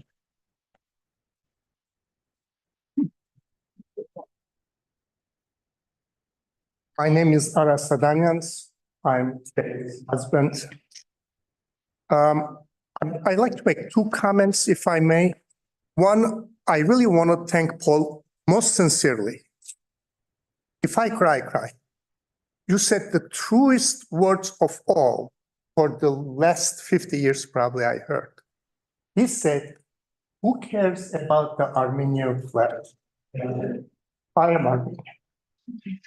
I'm the survivor of all my grandparents, all four of them. No one remembers the Armenian genocide. I bet you, here we go again with betting, by the way. Less than 10% of you know what's going on in Armenia today. You have no idea that 120,000 Artsakh Armenians were chased away by Azerbaijan. Homeless, their homes were burned. Churches are burning every single day in Armenia. It's minutes away where the actual Armenia, the Yerevan, will be probably ruined by the Turks. I hope there are no Turks there. Some of them are my friends. I'm talking about governments, by the way. which I will get to. I really meant that sincerely that you recognized it. I'm not being fresh or anything. Please don't misunderstand me, Paul. Do me a favor, if you can, or do yourselves a favor. And with all respect to the council and our beautiful town hall, I actually don't care that town hall flies the Armenian flag or not. I don't care. Do you know why? Governments are bought and sold for a penny. For a penny. Do yourself a favor, read both sides of the media. What I really care is if you or you or you or you, one of you, fly the Armenian flag for one single day. That is your right to do. That will touch me. I will not speak about the American flag. I will not speak about the pride. That's not what I want. It's been talked about on both sides. Fly the Armenian flag. I don't care that the town decided not to do it for reason A or B or C or D. It doesn't bother me. I will be so honored, so touched. I will have joyful tears in my eyes. If one of you fly the Armenian flag, one of you, I have one in my house. You can stop by. The second comment I like to make is a pragmatic one. And I will look at our wonderful attorney to answer this question if he can. And the town council, as you all know very well what's going on in the Middle East, between Israel and Gaza, Colombia, NYU, UPenn are burning. You do not want to have your kids there, right? Both sides claim a right. I'm not going to judge. I will not share with you my opinion on that. Perhaps out of fear, because it's violent times. If there is an event, whether it's pro-Palestinian or pro-Israel, whether it's the Jewish shul or it's a Christian church that's pro-Israel, or European liberals, that includes most of us, we're sort of European, how will the town council and the lawyer will advise you what to do about the event when you fly flag A or B, or a signage? By the way, if I may say so, a signage is the same as a flag. It's a silly distinction between the two. They both symbolize something. How would you guys handle that? What kind of bloodbath do you want to have in front of here? If I'm exaggerating by bloodbath, look at YouTube events in Columbia University, UPenn higher education, look what's happening. How will you guys handle that situation? May I answer? Yeah. This is for town sanctioned events. Now, that doesn't prevent citizens from having a protest, Right, but that's not sanctioned by the town. but it may if I apply. Hold on. I am. That doesn't prevent someone from having a protest. That's the first thing. The event has to be sanctioned by the town, so it's a two-step process. First step is the event has to be sanctioned by the town. And then whatever signage they wish to display also has to be approved at the same time. And that's how it would work. I understand that. I appreciate that, but not I, but some I will come and apply to town council for an event, whether it's pro-Israel or pro-Palestine, whether it's pro-Armenian, which I'm not going to take part of. I don't like protest, or pro-Turkish Azerbaijani, and I can go on and on from Congo to Singapore. I mean, you name it. How will you guys handle that? That's for you to think about. I just want to share my thought how one resolves these bigger conflicts, which much bigger problem, because if you're going to do A, you have to do B, as you pointed out what happened in Boston. Thank you. Tony,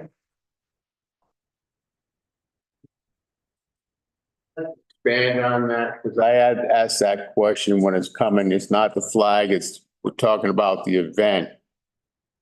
We've approved the Pride event, okay?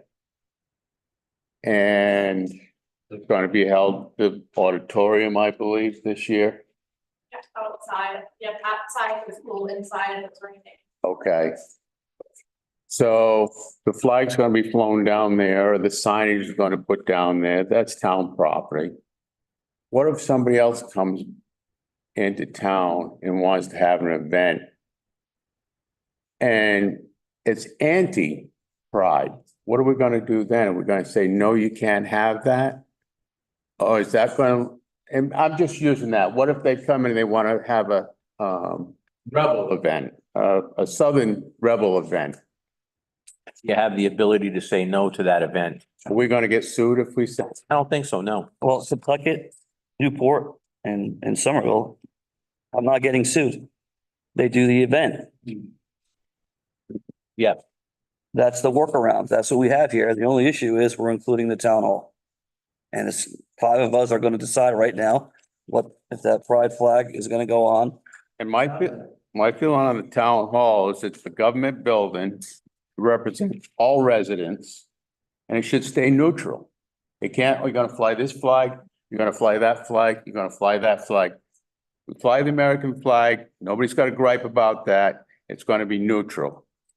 Allowing people that have these events to fly whatever flags they want to fly, or banners, or whatever they want to fly on town property at their event. Why are you gonna have an event down there and wanna put your signage 500 feet away? I don't understand that. I guess it's a matter of principle. But like I say, the government is building, is the town hall, represents everybody, inclusivity, not exclusive, inclusive. Anybody can come into town hall, do their business and leave. As soon as you put somebody's flag there, an Armenian flag, or whatever flag there is, it's still going to be inclusive, or people want to say, well, you flew that flag. We don't like that flag. We want that flag taken down. So if we fly only American flag, as far as I'm concerned, it represents the whole town. So that's my 2 cents on it. It should just stay neutral. The town hall should stay neutral. Yes. This comment is about the flag. Previously, I spoke about the signage. And I really appreciate hearing from everyone tonight. There's a lot of great stories and a lot of great heritage in here that should be celebrated. I'd really suggest that you guys revisit this. Just up the road, there's an American flag hung with the words, "The only flags that matters," displayed alongside it. I agree with most everyone in this room that no flag should fly above the American flag, and it is the most important flag in our country. It is not the only flag that matters. For if it were, no other flags would be necessary. No other flags would be flown, and no other flags would exist throughout our great republic. We all know this not to be true, as every state has its own flag flown at its capital. Every town has its own flag that is flown at a town hall. Every branch of the military has its own flag, which is proudly displayed in service and remembrance. Our first responders have their own flags, both police and fire.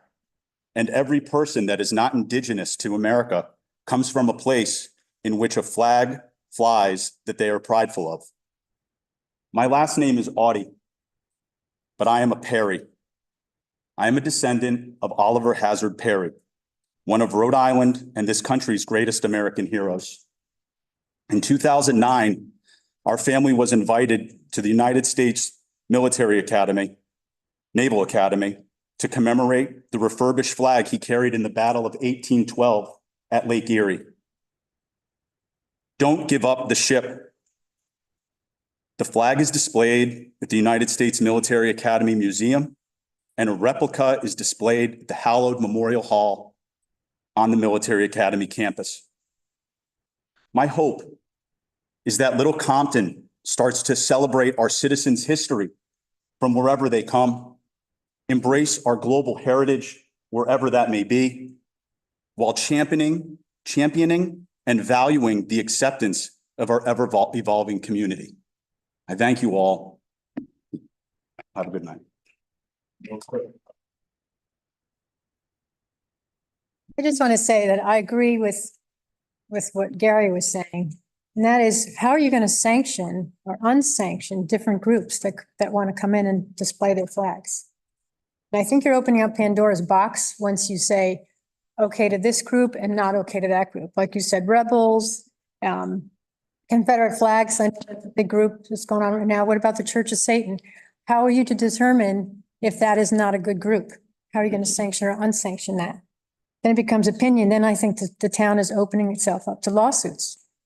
Because how can you discriminate against one group and say, we sanction this group, we don't sanction that group? That's my point. Thank you. We need to go over that flags and or speech that incite hate and or violence would never be approved by this body or anyone in this community. And we are still talking about this body approving whether it's pride, whether it's Armenian, whether it's Irish heritage, Italian heritage, Portuguese heritage. I think that this body still has the ability to determine whether or not it's coming from a place of hate or violence. If it has a policy, yes. Well, Doug, I would like, unless you have something, go ahead. What does he like to say? I was just going to simply say, I think there's been great points raised from all sides about, but especially about how it's the US flag who unites us. Because obviously there's a division. And I think because we see things, and I think all of us here are a little older than when we see the college campuses and we see young people stomping on the flag and burning the flag, and we kind of cringe knowing it's a higher place of education. And we see we're seeing a younger and younger generations, one, don't know history, don't appreciate much of the sacrifices that were made on behalf of so many families in this nation, and they take a lot for granted. And I think that's what we're trying to get back to, is that we can rally around like never before in a time of crisis, where we're seeing that there is a crisis with the younger generations not even appreciating this country, in some ways even being spiteful to the country. And so I think, you know, since all of us are older, I think there's probably more patriotism in this room than we're seeing with younger generations. And I think that's kind of what we're trying to get back to by just saying, let's keep it simple. And I think that is something we could all, and I think it is, the fact that you can have a celebration of something 500 feet away, but that we just keep one area where we keep it neutral. It's like a perfect solution. And it's not, everybody isn't going to be happy, but it's also logical. It's kind of like when you just do the best you can, and you know, as an adult, that you never make everybody fully happy, but there has to be some compromise. It's just, I think that's what we're getting. Can I just try to reiterate this one more time?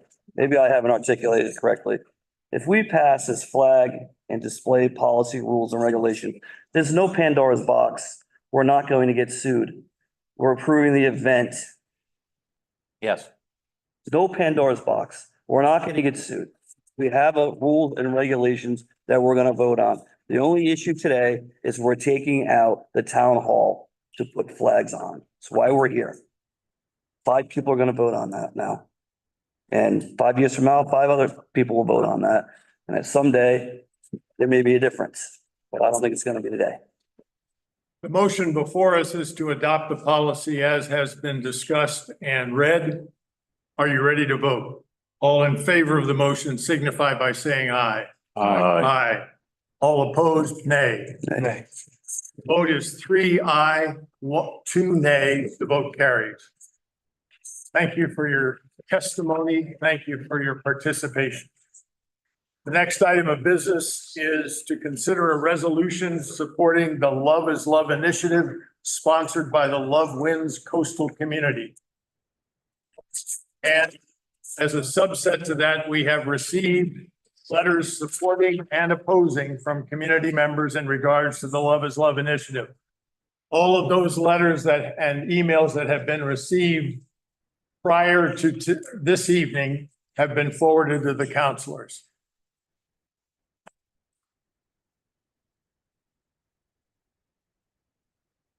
Counselor Moore proposed a resolution at our prior meeting. I asked that we defer that to this meeting so as to be able to have this discussion. I'll ask him to read his recommendation as to what our statement should be, and then I would like to propose a second version. Well, Megan, did you have a comment to make before we? Because she asked this was Megan's proposal from Love Wins, so. Oh, go ahead. No, I wanted to echo, I wanted to comment, or answer something that you had just said, but it honestly, it already went out of my head, so that's fine. Okay. I'm fine going with your alternative if you want to. Okay. So just read yours, Bob. All I have to do is have a copy of it. Thank you. I know. Can you, for the record, tell us how many in favor emails and supporters on the petition and how many negative or oppositional emails or correspondence that you've received? I will have to count that. Okay. I believe we can do that. We're not ready to do it at this moment. Well, this is I think that you asked for the public comments, and I want them all to be captured and commented and noted and documented on this meeting. How many people positively sent in, signed a petition, sent in. I understand the question and I agree with you. We can do that. Are you asking that we do that before we take this vote?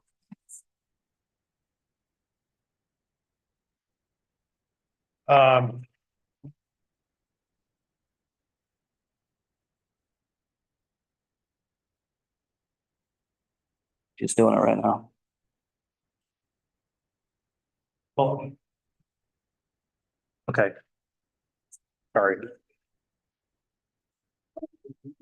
oh, that's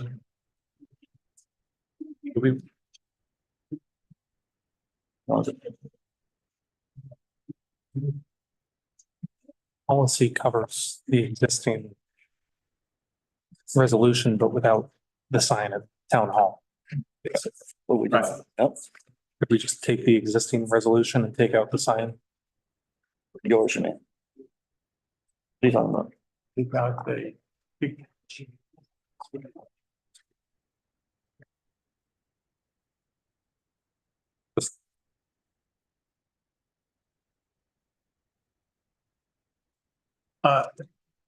I would prefer not, only because I am not. I should say this publicly. Let me just read that. I think it gets the same point across, Andrew. I think it gets the same point across. It's just a little bit. While this count is underway by the clerk, let me just say that when the council approves a resolution, it is common that that resolution is sent to entities who have an authority to do something, and it appeals to those entities to either do that thing or not do that thing. For example, we recently wrote a resolution to the state saying we are against the bill that is in the legislature that would remove from the town the authority of the building official, and the building official would be at the state level. So all building official decisions would pass through the state. And we took issue with that. My concern with the language that was proposed by Councillor Moore is in that context. I don't have a bill to look at. I have an assertion from a group that says, here's what we're about. And so I am reluctant to propose to the council that we adopt a resolution that presumes what the entity stands for. And that is not an indictment of what it is that you stand for. That's the fact that the wording implies that were you to adopt the Love is Love initiative, this would satisfy the following kinds of things. I have no personal way of understanding that because I'm not part of that initiative. So we're being asked to put a resolution forward that speaks to that. The resolution that I'm proposing simply modifies that language. If that's not. Bob, why don't you read that language so everybody's aware of what that language is instead of just saying, okay, I've reworded a resolution, we want to adopt it. I think that Again, public I think I have that in here. needs to hear what the Resolution as proposed at the last meeting read this way. Resolution supporting the Love is Love initiative. Whereas the town of Little Compton is a community that values diversity, acceptance, and inclusivity for all individuals, regardless of sexual orientation or gender identity.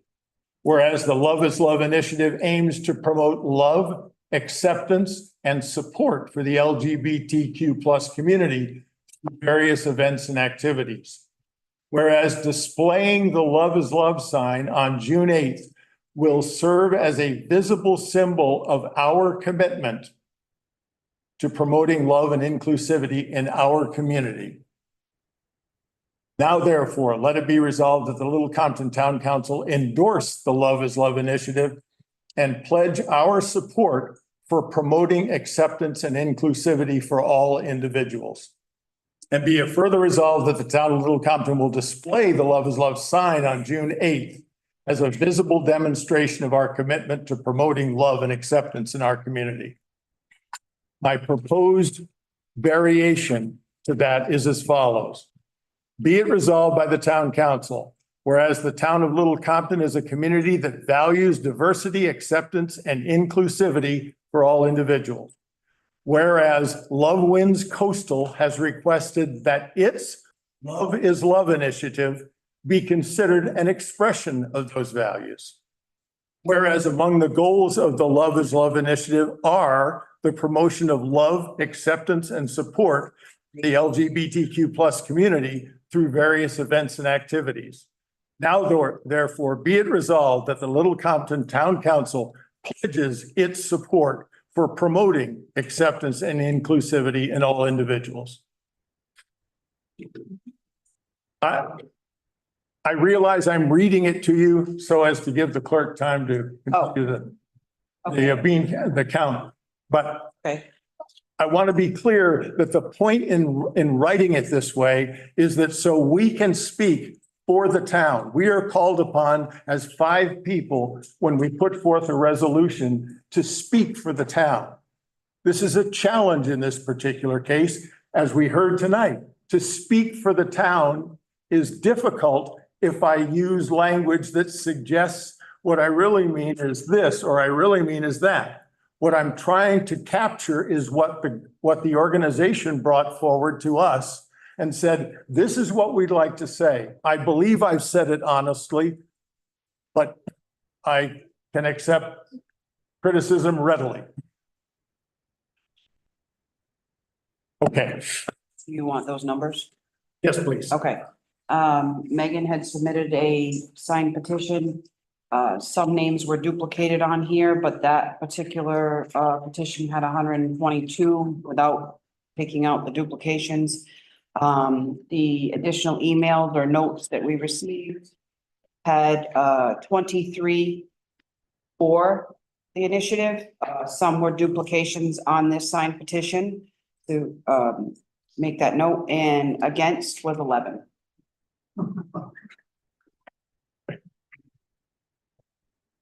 So that was for the resolution. So I'm going to make a motion to adopt the modified resolution from the town council president. I'll second it. The motion is made and seconded. Is there further discussion?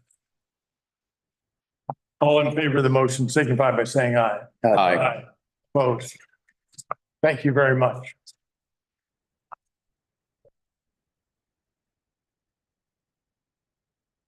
Next item of business is the continued review of a draft proposed amendment for attainable housing as presented by the planning board and recommendation of the town solicitor.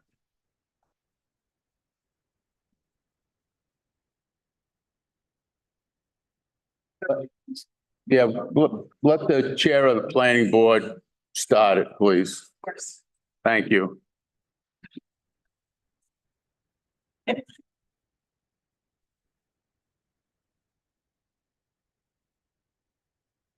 So we presented this at the last council meeting. We've met last Tuesday and refined that recommendation for the submission of the ordinance, recommending it to you for establishing an ordinance for attainable housing for single-family housing in Little Compton. And so I'm going to, it's essentially what we went over once before. If you have further questions, I'll address those specifically. If you want me to review an overview, I'm happy to do that. I think we have in front of us the three-part letter that you signed out. Is that on signed out today? Well, recommending it to the council, and then in addition, attached to that. Yes. Were three documents, the proposed ordinance and the okay. One of the, go ahead. The three-part letter specified a proposed housing amendment to the Little Compton zoning ordinance. Attainable housing homeownership restrictive easement provision. Correct. And a deed restriction draft document. Correct. And what would you like us to do with this? Well, the proposal was to you review this, approve this, and recommend it for the scheduling of a public hearing so that it could be considered and voted upon. So Mike would not really cut it as a lawyer because it's very brief and succinct. If you left it up to me, it'd be about 3 times longer. He's not getting paid by the word. He's not getting paid by the word. I will say this. Solicitor, let the No, yeah, these guys are tough negotiators. Just briefly, this is for attainable housing. There were no changes to what the income requirements are. So it basically moves it up from affordable housing. In exchange for that, if somebody goes into this program for the subdivision, it would be handled by the planning board. They would have to get a special use permit, but the lot size would go down to 30,000 square feet. They would be limited to a single family dwelling. There would be restrictions on the dimensions of the structure, not only the side yard and other yard setbacks, but limited to 1,800 square feet, correct? Correct. No ADUs. There are requirements as to potable water and also adequate wastewater on it. So that's pretty much what the program is. The incentive is that there would be a reduction from 80,000 square feet down to 30,000 square feet. That's the main thing here. The ordinance itself, I think, is very straightforward. And as I said, it's succinct and brief. Where the details are located are in the deed restrictions. And I will say that the deed restrictions that you have before you are based upon the Rhode Island housing template. So this isn't something that was out of whole cloth. There is a basis to this. I did have some questions. There was actually 2 planning board meetings since the last time. Correct. Discussed that had to do with the rights of a mortgage lender in connection with this matter. And I didn't have, it's Mr. Yeah. Yes. Didn't have a chance to speak with him, but he did make some modifications that I find acceptable on a legal basis. There are some details that will need to be worked out as the program marches forward as to eligibility and who gets to apply for these things, who gets to live in there. There were some questions about, the conveyancing, does it just go for sales? Can this be that, someone who's in the attainable housing passes away? Can it go to the heirs? And I do think that those issues will be ironed out. But in my opinion, even though this was a kind of a short schedule, although the planning board did schedule meeting after meeting on this, that it's ready to go for a public hearing and discussed.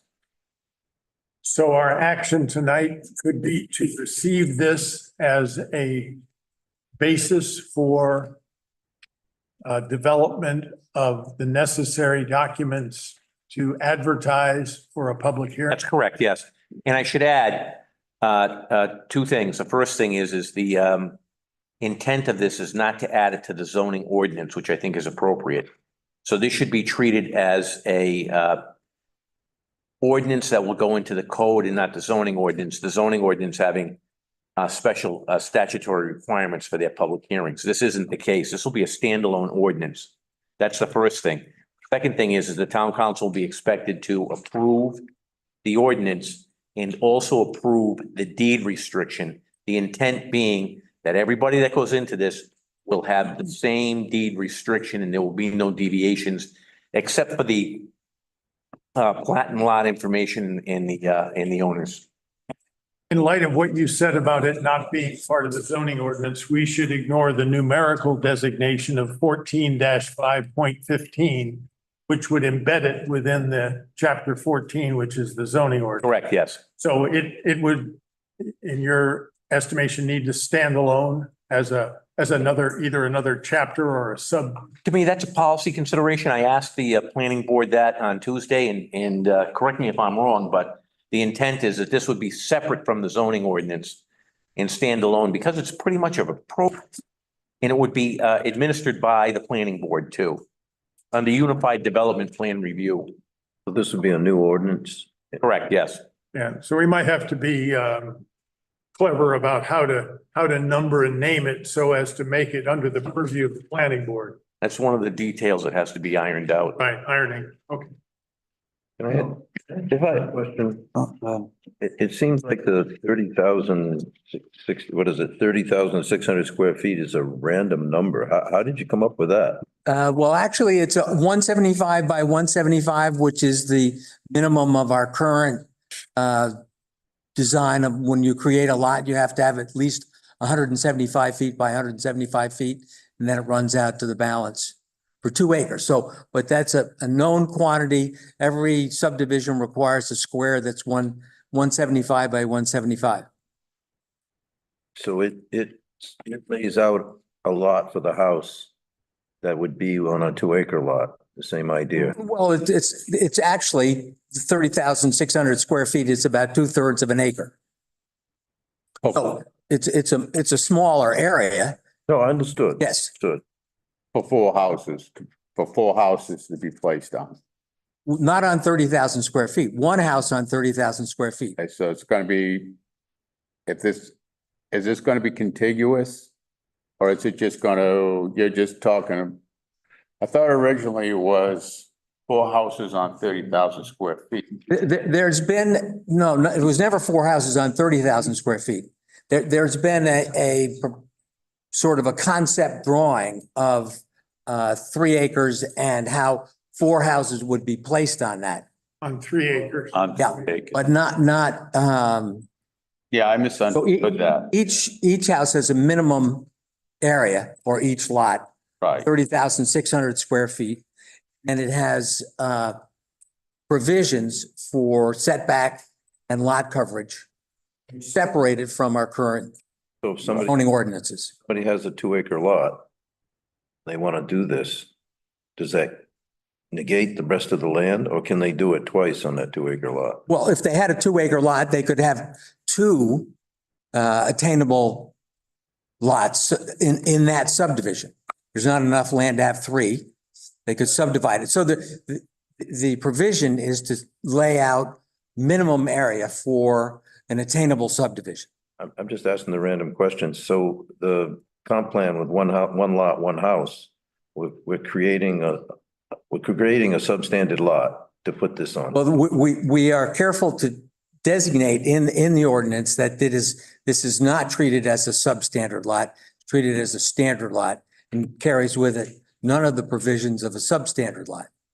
So, but to your point, in the comp plan, you know, we will, if we choose to pass this, then we will need to amend the subdivision ordinance and a checklist that goes with it, and also add it to the comp plan into our housing section as one of our goals to create more housing for middle income people in town. In exchange for accepting the restrictions that are set forth in this ordinance, the developer, the property owner, would be allowed to have a subdivision where the lots would have a minimum lot size of 30,600 square feet.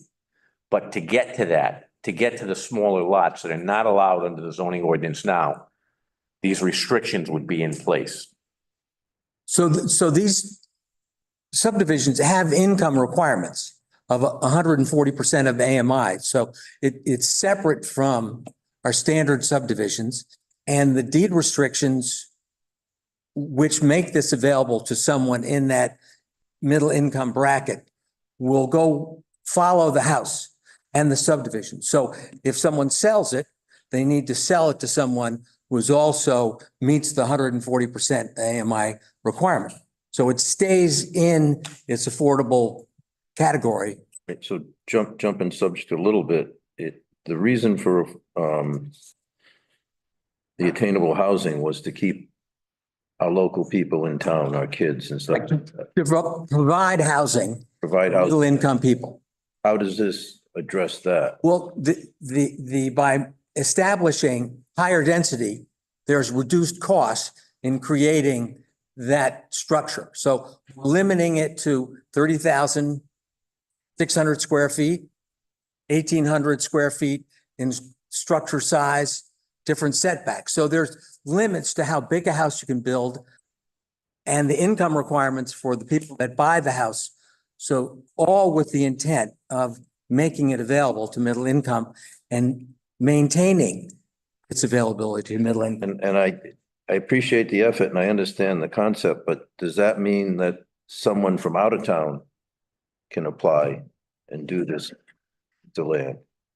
They can buy it. Can someone from out of town try to buy the lot? I would say yes. I mean, there's no, we are not, we're intending to have this for people that live and work in Little Compton. Well, There's no and then way to. the intent is noble, but always these noble intents, sometimes there's little things that can go wrong with them, like.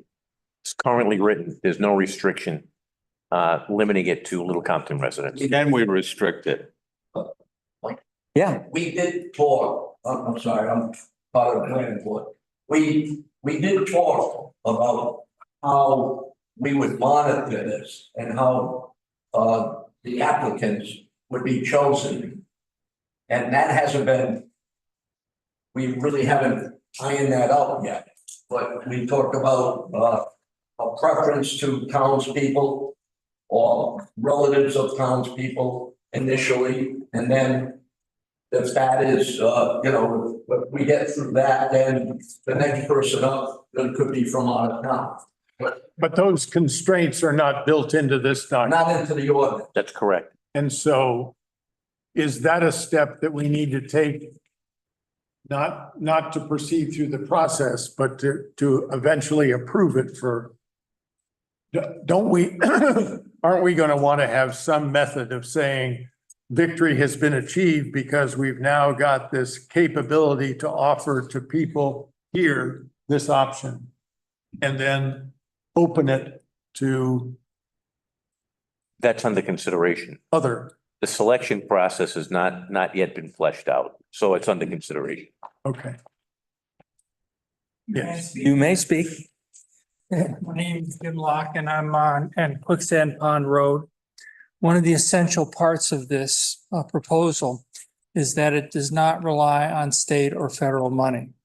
So if any program relies on state or federal money, you cannot restrict the people who are eligible for this program to be from a town or in any other fashion.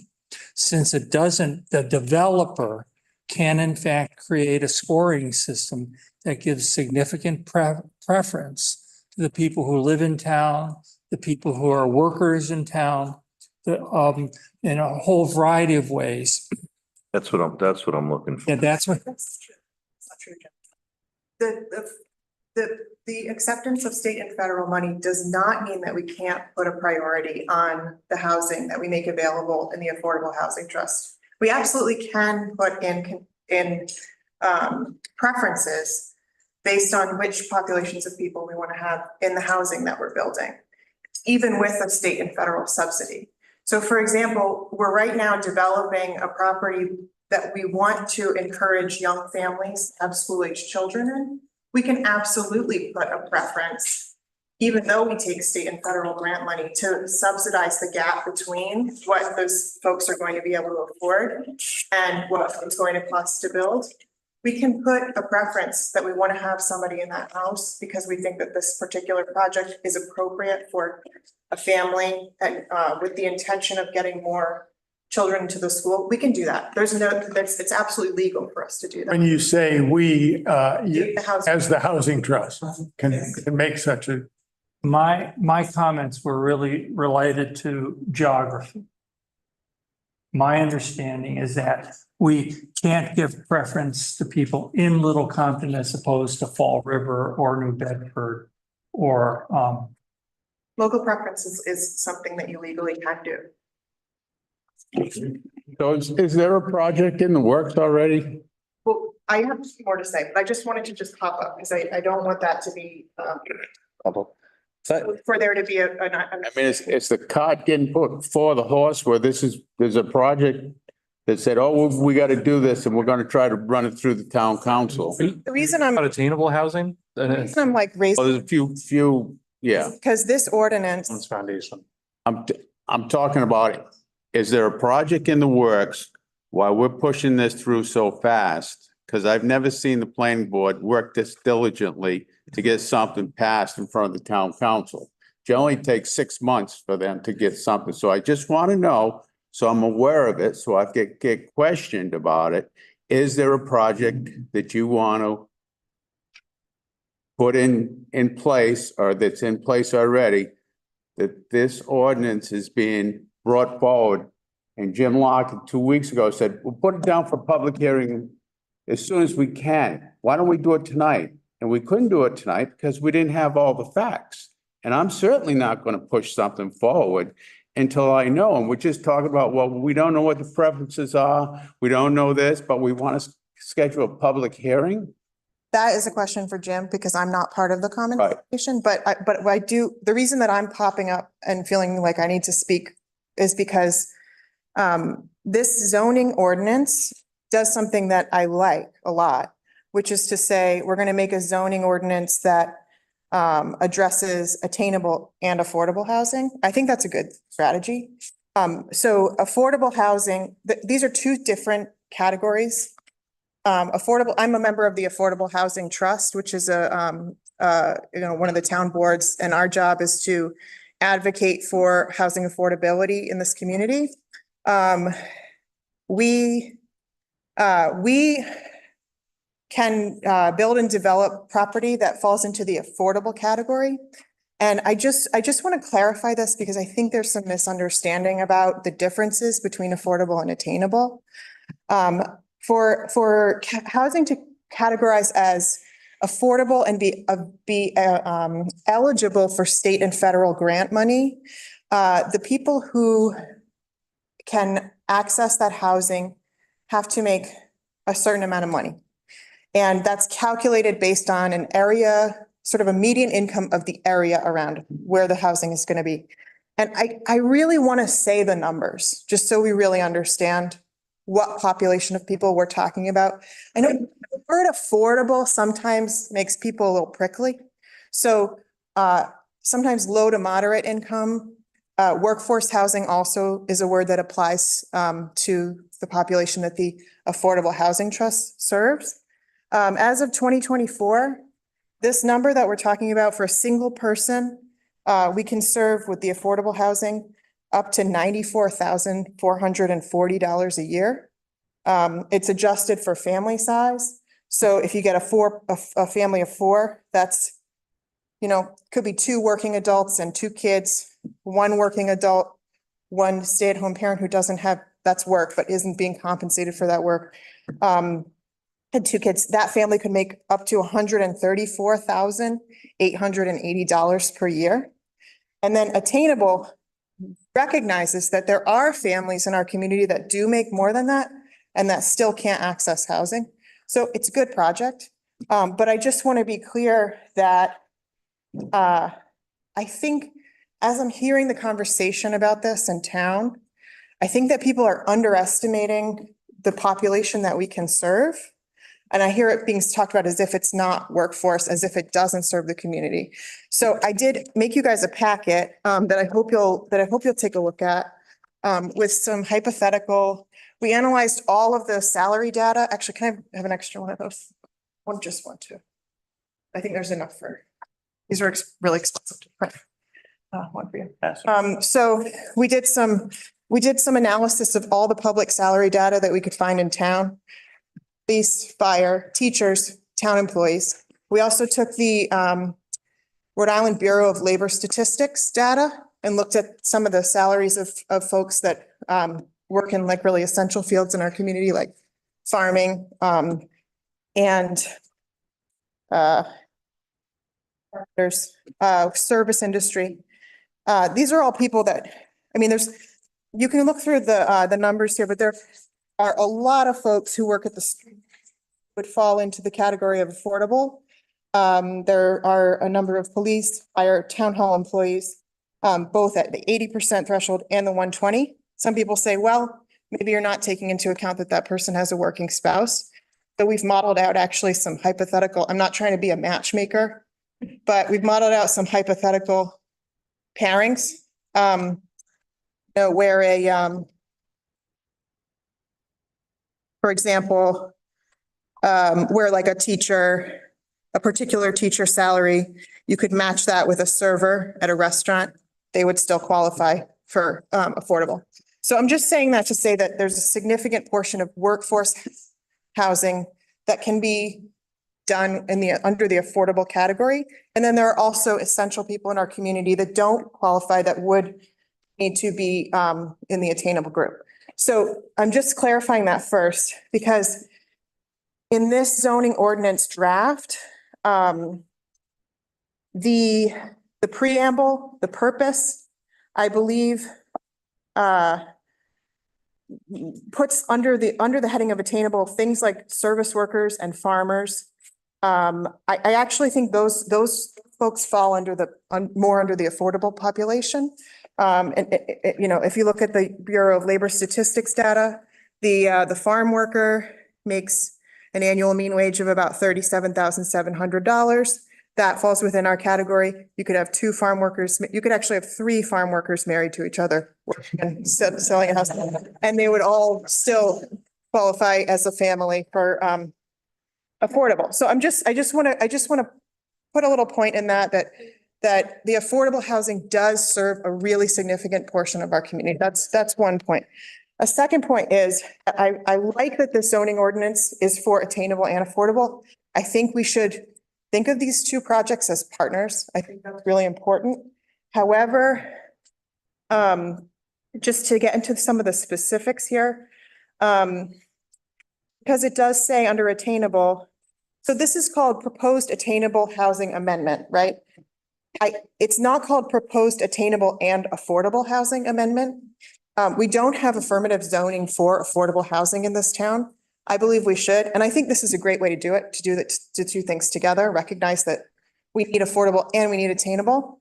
But I think before this goes to public hearing, it would be really great if it could also go through the Affordable Housing Trust to make sure that you're not going to get the public to approve something that we actually can't enforce. And for example, definitions of attainable, attainable is defined as affordable to households who adjusted gross income is less than 140 with no lower limit. So that phrasing is to allow this zoning to apply both to attainable and affordable. Again, I think that's a good thing.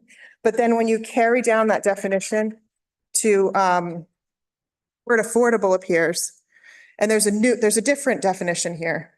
It says affordable for the sole purpose of determining attainable housing means that owners may spend up to 35% of their gross income on housing, including real property taxes and insurance. Okay, this is going to get a little bit inside baseball, but we have a number when you take the amount of money that someone makes and then they can qualify for that affordable housing, they can only spend up to 30% of that income on the housing. Any more than that they can spend puts them into a category that is called cost burdened. So the zoning ordinance says we're going to allow for a particular zoning framework that applies to attainable and affordable, but you have 35% of their income in here. That is going to make it so that any project that we do under this ordinance will not count towards our numbers of affordable. Actually, it would be illegal for us to require our applicants to pay 35% of their income toward their housing. Does that make sense? So I just want to say that I think it would be really great before this goes to a public hearing to send it to the Affordable Housing Trust and just allow us to make sure that it's not that, and again, I think that the idea of these two projects happening together is a really good thing. And I'm supportive of both projects, but I just want to make sure that the language in the zoning ordinance doesn't put us in a position where we actually can't use, we couldn't do that. We couldn't do 35%. That would, that's against our law. The other thing is that if the deed restriction is going to apply to us as well, I would just want our lawyer to be able to take a look at that before the public could agree on a deed restriction that's going to apply to our housing as well as the attainable, if that makes sense. So again, I think it's really great to put these two things together. We have gone to a number of the planning board stuff, but the planning board meeting that I was at had a different version of this. I wasn't able to respond to those specifics. And I do think that it's important that this goes through the Affordable Housing Trust before public hearing. Because if the public agrees onto something that puts us in an illegal position or precludes us from being able to access this zoning, I think that'd be a bummer. So thank you, Isabel, for that. I want to thank the planning board for their work, and just want to make this point, Bell, I had a question for you when Patrick's done. Sorry. Little Compton has a housing issue. We all know that. Attainable housing and the Commons Foundation is not going to solve that issue by itself. Affordable housing, the Housing Trust isn't going to solve Little Compton's housing issue by itself. The Ag Trust is not going to solve the housing issue in Little Compton by itself. The Town Council, the Planning Board, the Zoning Board is not going to solve the issue of the housing in Little Compton. So we all need to work together in this infancy that we have going on here. Commons Foundation is just crawling. They've just been born. The Housing Trust is getting their legs under them. It's great leadership. That we all had the same vision of getting families in here, hopefully people that live here, and populating our school. So we don't close it. So we don't close Wilbur's, we don't close churches. We see kids running around. It's what we want to do. I ask that you be patient with these groups. They need to support each other. They need to work together. I do have one question. It might be for the Commons Foundation folks. How is this ordinance helpful for affordable housing and the Housing Trust work? I don't know who wants to answer that question. You can. And I will say, Gary, if these folks, these gentlemen who are quite accomplished in their field, and they've come this far with putting something together for housing, I think it would be naive that these folks don't have their eye on something that they want to do. Well, don't you think the town council should know about that? Before we I don't know about it. before we approve an ordinance that they've already got their eyes on something and we get into another ag trust and with a contractor buying something together and we get into kerfuffle with that, I don't want that to happen again. I'd rather go slowly and methodically and do something correctly. If it's another 2 weeks, like Tony said, it's another 2 weeks, it's not going to make any difference this far along in it. I just don't want to agree with something and then have to, yay, they approved something that we've already got planned. And the next day they sign a deed for it. It makes me feel like I've been duped. So, and I think Bob already said that he wants to, I mean, there's preferences. I'd like, Can I get my question answered though? Do you want to answer it? well, I got a question. How is the ordinance helpful for affordable housing and the housing trust work? Is there an answer to that? Gary, what? All right, so So my question was, and I said at the last meeting when this came up, I always get leery of affordable housing because it's a state mandated situation. And when they came up and they said attainable housing, I said, I like that better. But I got phone calls the next day telling me that, you know, there's a different income level for attainable housing than there is for affordable housing. I said, no, I didn't. So I think what this town is trying to do is keep some of the young people in this town that grew up in this town. Now, if you're talking about attainable housing and the people can make up to 150,000, do they have to be into this program? Can't they afford a mortgage on their own? Shouldn't this be for people that are struggling? I don't really want to speak about attainable because that's not my, Okay. my I can ask. area that I've spent time researching. Personally, I do, the one thing I'll say about attainable is that I do know that there are people in that category in town that still can't find a home. And so that's why I think, as Councilor McHugh said, that it's a good thing for this to be a collaborative effort where, you know, we can be focused on the low to moderate income and then somebody else can focus on the people in the next group. I think that's a good, I mean, I think that's a good thing. I think we need housing for both groups of people. I'll just say that I personally have put my time, my volunteer time over the past few years into the Affordable Housing Trust because my personal view is that I want to start with the people that being hit the hardest by the housing market and that I personally believe that there's a lot of hardworking, essential people in our community and also essential retired people in our community who we don't want them to have to move out when they retire, who qualify for housing that we can subsidize with state and federal money. And there's becoming a lot more state and federal money available because there's more attention and more need. And so that's why I am volunteering with the Housing Trust, because I believe that that's a population that I would prioritize. But I also, I don't think they should be oppositional to each other. I think we should be lifting each other up and helping as many people as we can in this community, including the folks that, and I think it's great that there are individuals that are willing to tip in their own money, hopefully for both attainable and affordable, because the state and federal money won't apply to that next income category. But yeah, I mean, we have a lot of people in our community who are in need of either a place to downsize to, or yeah, kids that need a place to live, young families that need places to live so they can put their, I mean, you know, there was a front page newspaper article 2 weeks ago saying that the food bank has doubled their service population. I think that's a really important symptom of a number of problems in our community, but but certainly affordable housing falls into that category. I mean, you know, just wages haven't kept up with.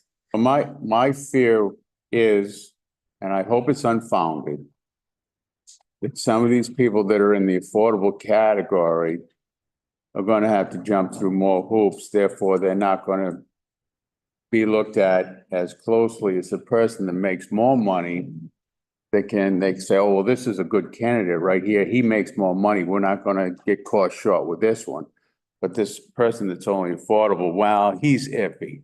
I don't want the people that I feel really need it to get passed over for a person that I don't feel that is more qualified to do it on his own.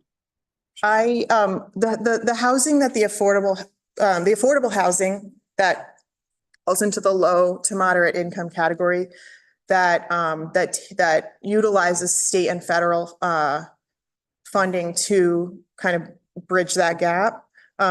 You have to be either, depending on the funding, either under 80% of AMI or under 120. So the numbers I said before were 120%. So that's, again, 94,440 for an individual, 134,880. I've got those figures. Person. So for 80%, that goes down to single person, 62,950, still a lot more than I make.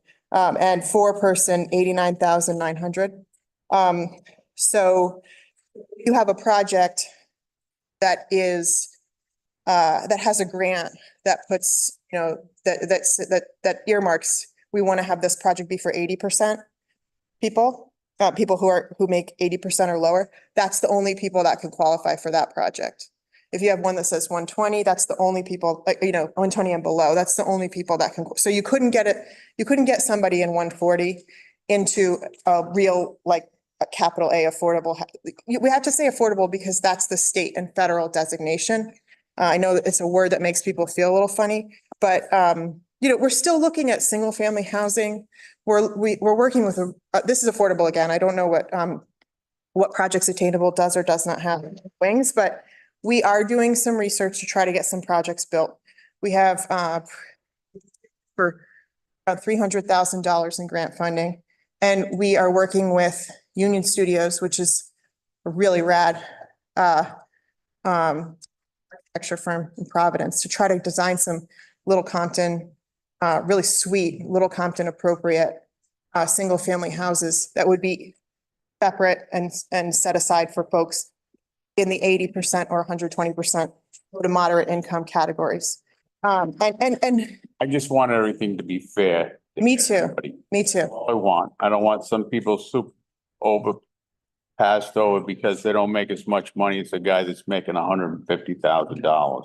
Too. So And I think that's what the Commons Foundation is planning with attainable housing. They're just not gonna, okay, you gotta make at least $150,000 or else don't even bother coming to us. No, they're gonna take care of the affordable people too at a different, you know, and I think that's their plan, that they can go up to 100. I don't know about that, but I know what our plan is. Yeah. If I answered some of these questions. Yeah, absolutely. I don't want to answer the attainable question.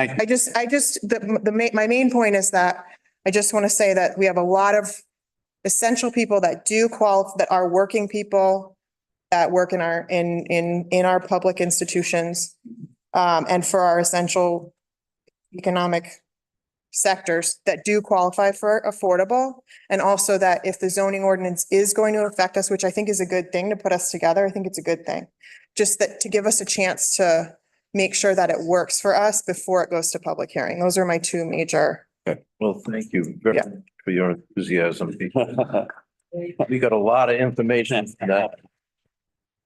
Jim, are you gonna answer my question first? I'm gonna try to answer All right. a number of questions. So, Gonna repeat mine? no, your question, how does this help both affordable and How does the ordinance help for affordable housing and the housing trust work? housing? Thank you. So the first thing that I'd like to point out is that this ordinance not only doesn't it require that you make 140% Okay. AMI, you can make substantially less than that. Okay. In exactly the same way, this ordinance does not require that you spend 35% of your income on housing. It's the upper limit of what you can spend on housing. But the most important thing, so there is nothing in this ordinance that restricts anybody who falls into an affordable category from getting housing. The second thing that's important to recognize is that while the 140% is the upper limit, essentially nobody makes that much money.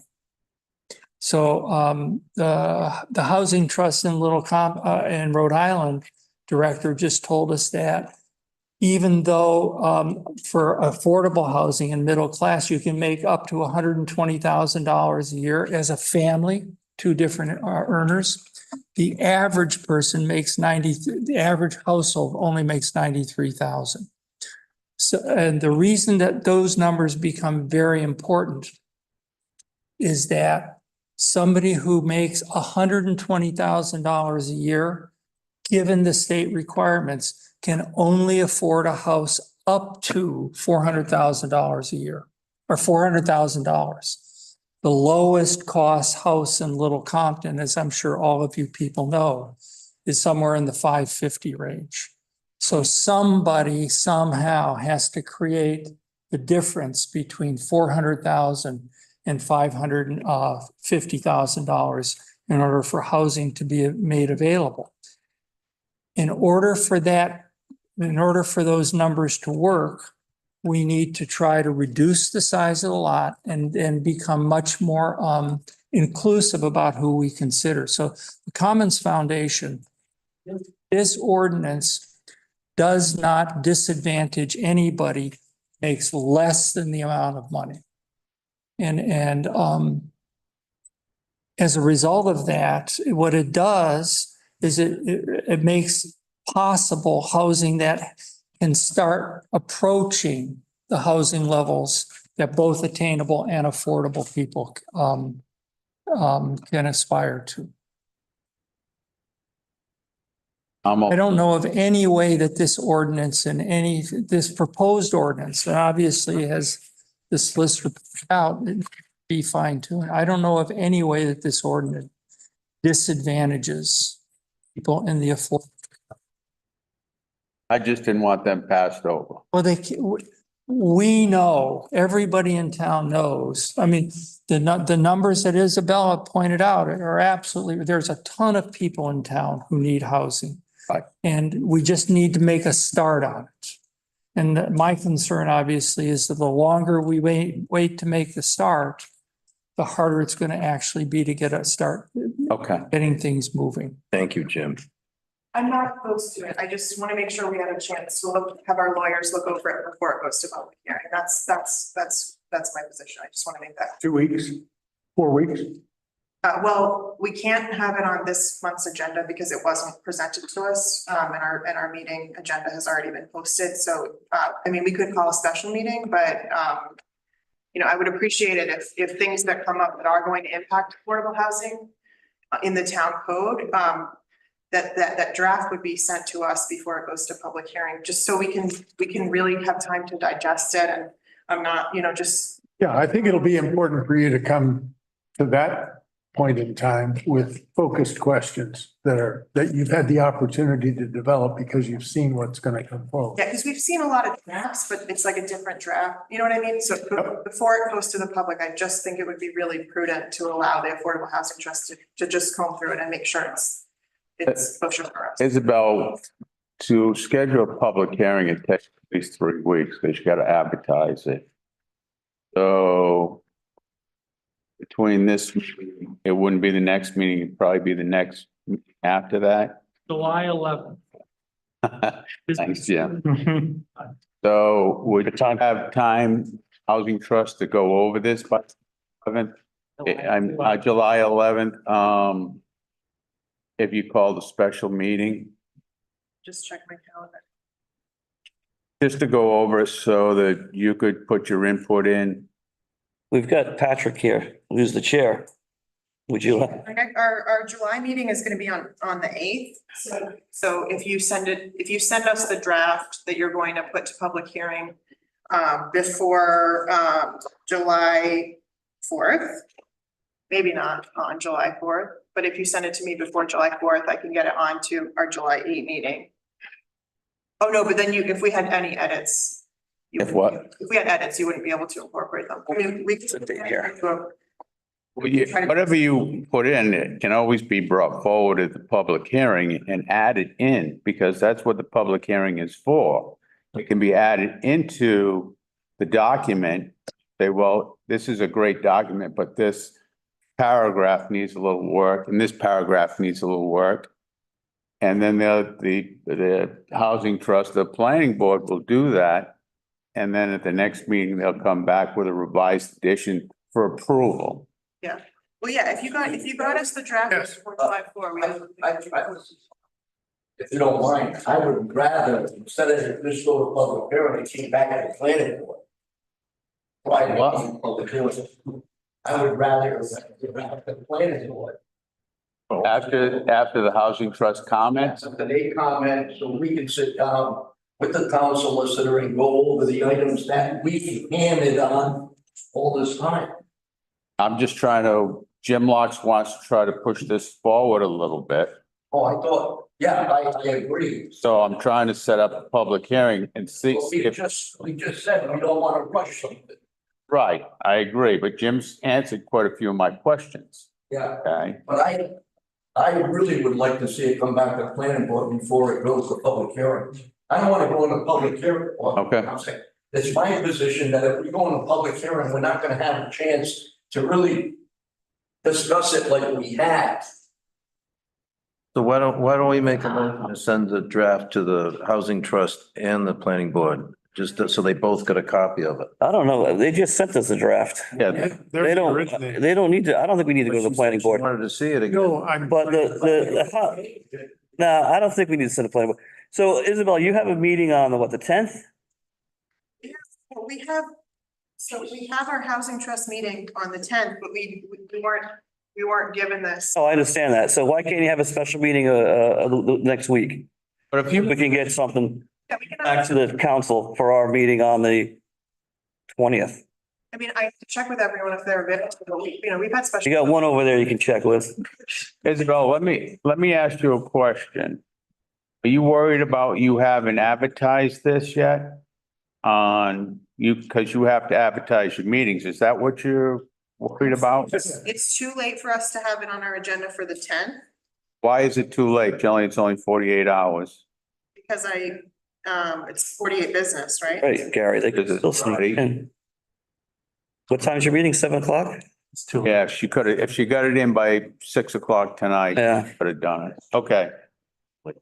Yeah, I mean, I think this is important. And again, I think that Commons Foundation can do stuff for our community that Housing Trust can't do, and Housing Trust position can do some stuff for our community that, you know, better than Commons Foundation is. And I think we could be really good partners. I just want to make sure that we have a chance to go over the documents if they're going to impact our work. That's all I'm saying. Patrick, do you have a comment on this?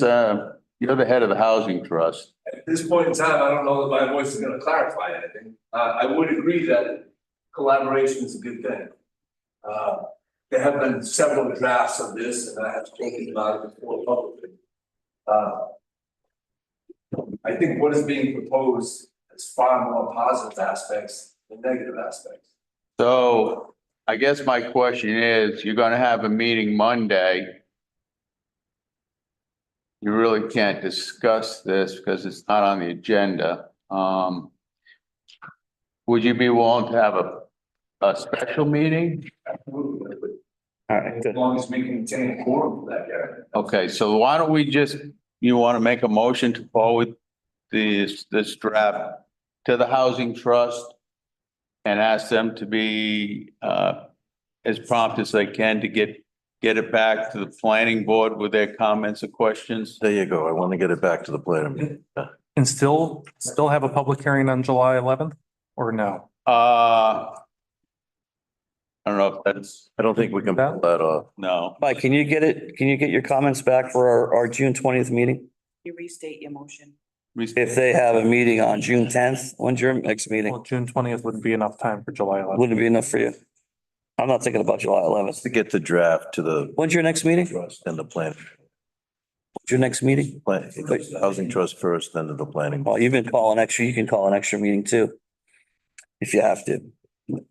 Well, they'll be the first Monday, so they should have a revised edition for us by the 11th for the public hearing. If you're going to the planning board, that's gonna be the earliest is July 1. Am I right? If you guys want to try to schedule a public hearing, you want to wait till the next council meeting.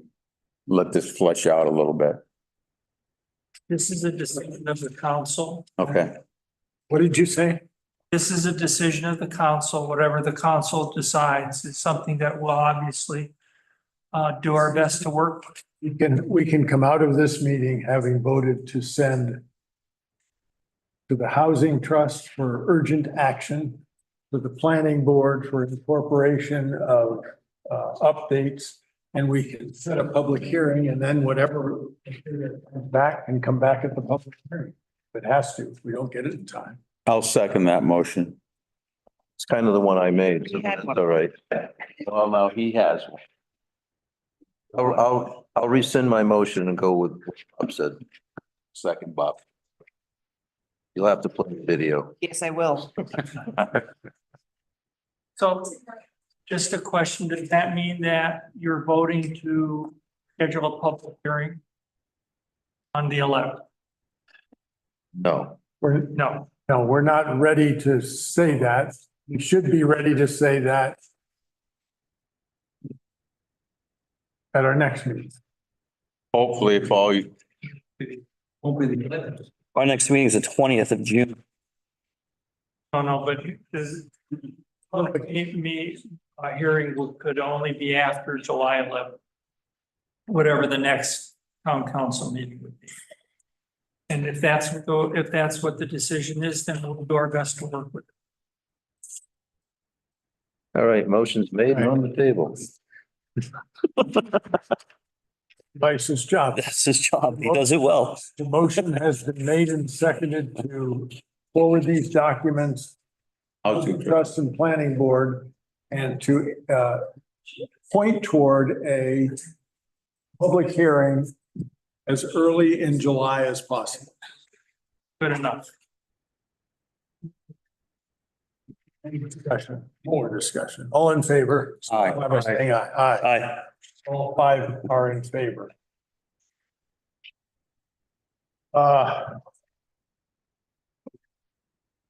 Tony, Thank you. For a whole lot of work. That's. I'd rather flesh things out than push them along. New business. Have a appointment to the Conservation Commission to fill the unexpired term of John O'Babbitt. I'll, What? I haven't said who were, and the applicants are oh, we have more than one? Ed Bowen. Ed Bowen and Ed Bowen. I'll make the motion for Ed Bowen and Ed Bowen. Second. The motion is made and seconded to welcome Ed Bowen to the Conservation Commission. Is there any discussion? All in favor? Aye. Any opposed? Thank you. Congratulations.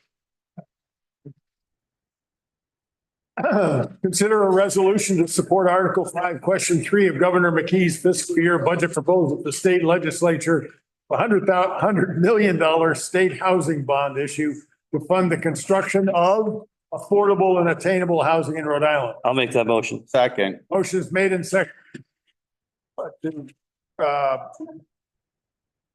Sign that. Resolution. Council President to sign that Put it in the mail. resolution on behalf of the council. Any discussion? All in favor? Aye. Any opposed? Thank you.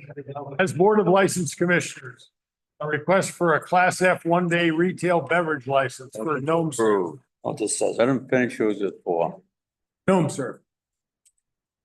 I'll make that, yep. Motion is made and seconded to approve that one-day retail beverage license. Any discussion? All in favor? Aye. Any opposed? Communications, a request from Rural Service Station to obtain a holiday sales license. Motion to approve. Second. Discussion. All in favor? Aye. an application for the renewal of a private detective license for Robert Skiffington. Is this passed, motion to approve? Subject to. All stipulations adhered to. All right, I got a second. You're gonna second it? Second the motion, didn't I? No, I did. Okay, second then. I thought I made the motion to. The motion was made by Counselor Golembeski. Okay. Approved subject to all stipulations and was seconded by Counselor Mataronis. With conditions. With conditions. Conditions, right. Yeah. Would you elaborate on the conditions before the vote? Yes, to have a background check by the police. That's already been taken care of. The chief's already gone through. All in favor of the motion as stated, signify by saying aye. Aye. None are opposed. It's funny. A request, two requests, one from Fred Boddington III and one from Stephen Reuter, both to renew licenses to haul refuse. Motion to approve both. Second. Discussion, all in favor? Aye. That is one vote. Yes. In the interest of it being 10 o'clock. The consent calendar, Motion to place the consent calendar on file. Second. discussion, all in favor? Aye. And the payment of bills. I'll make the motion to pay the bills because Yeah, only 16 grand. yeah. Second. Any Aye. discussion? All in favor? Aye. What, yes, what is it? I apologize, it's very late. I wanted to thank Bob Mushin for his work with, we had a vicious dog hearing today. And I don't think that would have happened without some support from the town council with your ordinance. I would ask you, though, that it's very important that you take a fresh look at your ordinance. I think if you talk to the police chief today and maybe the Tiverton Animal Control Officer and SPCA, the folks that held that ordinance with the animal control officer, you'll find that your ordinance could some small tweaks in it to make it a little bit more effective and a little bit more useful. It was a 2-hour hearing. And if it weren't for the police department's ability to find previous dog bite, this dog has bitten at least 4 people, right? But only 2 of the, not all of them have been reported. Then we probably would not have walked out with that. Now, I don't think it's a victory to have a vicious dog ruling. I just think it was an unfortunate necessity that happened. But I really want to thank you for the ordinance because it's far better than it was. I ask that you maybe put it on your agenda to try to make some small tweaks and improvements. It would be wonderful if we could get some training for dog owners before their dogs bit people, if they were having problems being dog owners, which is the case of this dog owner for the last 30 years or so. But I really wanted to thank you for that. I really appreciate that. Thank you. The other public comment I wanted to make was to Paul's comment about, or Gary's comment. I appreciate the discussion about affordable housing or attainable housing or housing people can afford. But I want to give you a reality of what it takes to buy a house in Little Compton.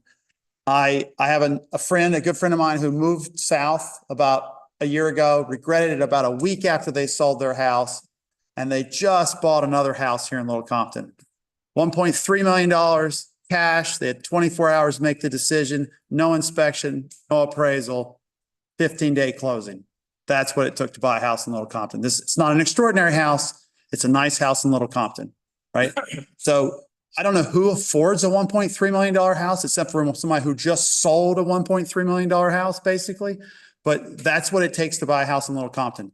So as I encouraged Isabel here, I said, when they want to move, please move. Please get a meeting together today or tomorrow or next week or whenever you have to get going with people. And I think having Jim Locke's leadership working on this and Gary, I appreciate your genuine interest in these topics as well as other people on the town council. But $1.3 million cash, no appraisal, no inspection, right? I went and looked at it. They haven't even seen it yet. I'm the one who went and looked at it for them so they could buy it because they had less than 24 hours to make a decision. Hope you get 2%. That's right. I don't get anything other than my friends back. But that's what it takes to buy a house here in Little Compton. It's that crazy. So Andrew, it was the chief of police that came up with those ordinances. So I'm going to direct the council president to contact the chief of police and just, because I'm sure he knows the tweaks that need to be done. I mean, just to give you a quick example, so it's on the record, the SPCA rules prohibit them from being able to take testimony from people who have been bit previously or attacked previously by dogs or have experiences with those dogs, right? If it's not reported to the police. Yeah. That's essentially saying a victim cannot come forward after they realize there's a whole room of victims, right? Which is what happened in this case, right? And if it wasn't for that other police report that had that dog's name on it, I don't think we would have had the ruling we had today. And it was just a matter of time before that dog attacked a child, right? And that's, you know, so, but thank you. You're welcome. Thank you. Motion to adjourn. The meeting having no further matters before it is adjourned.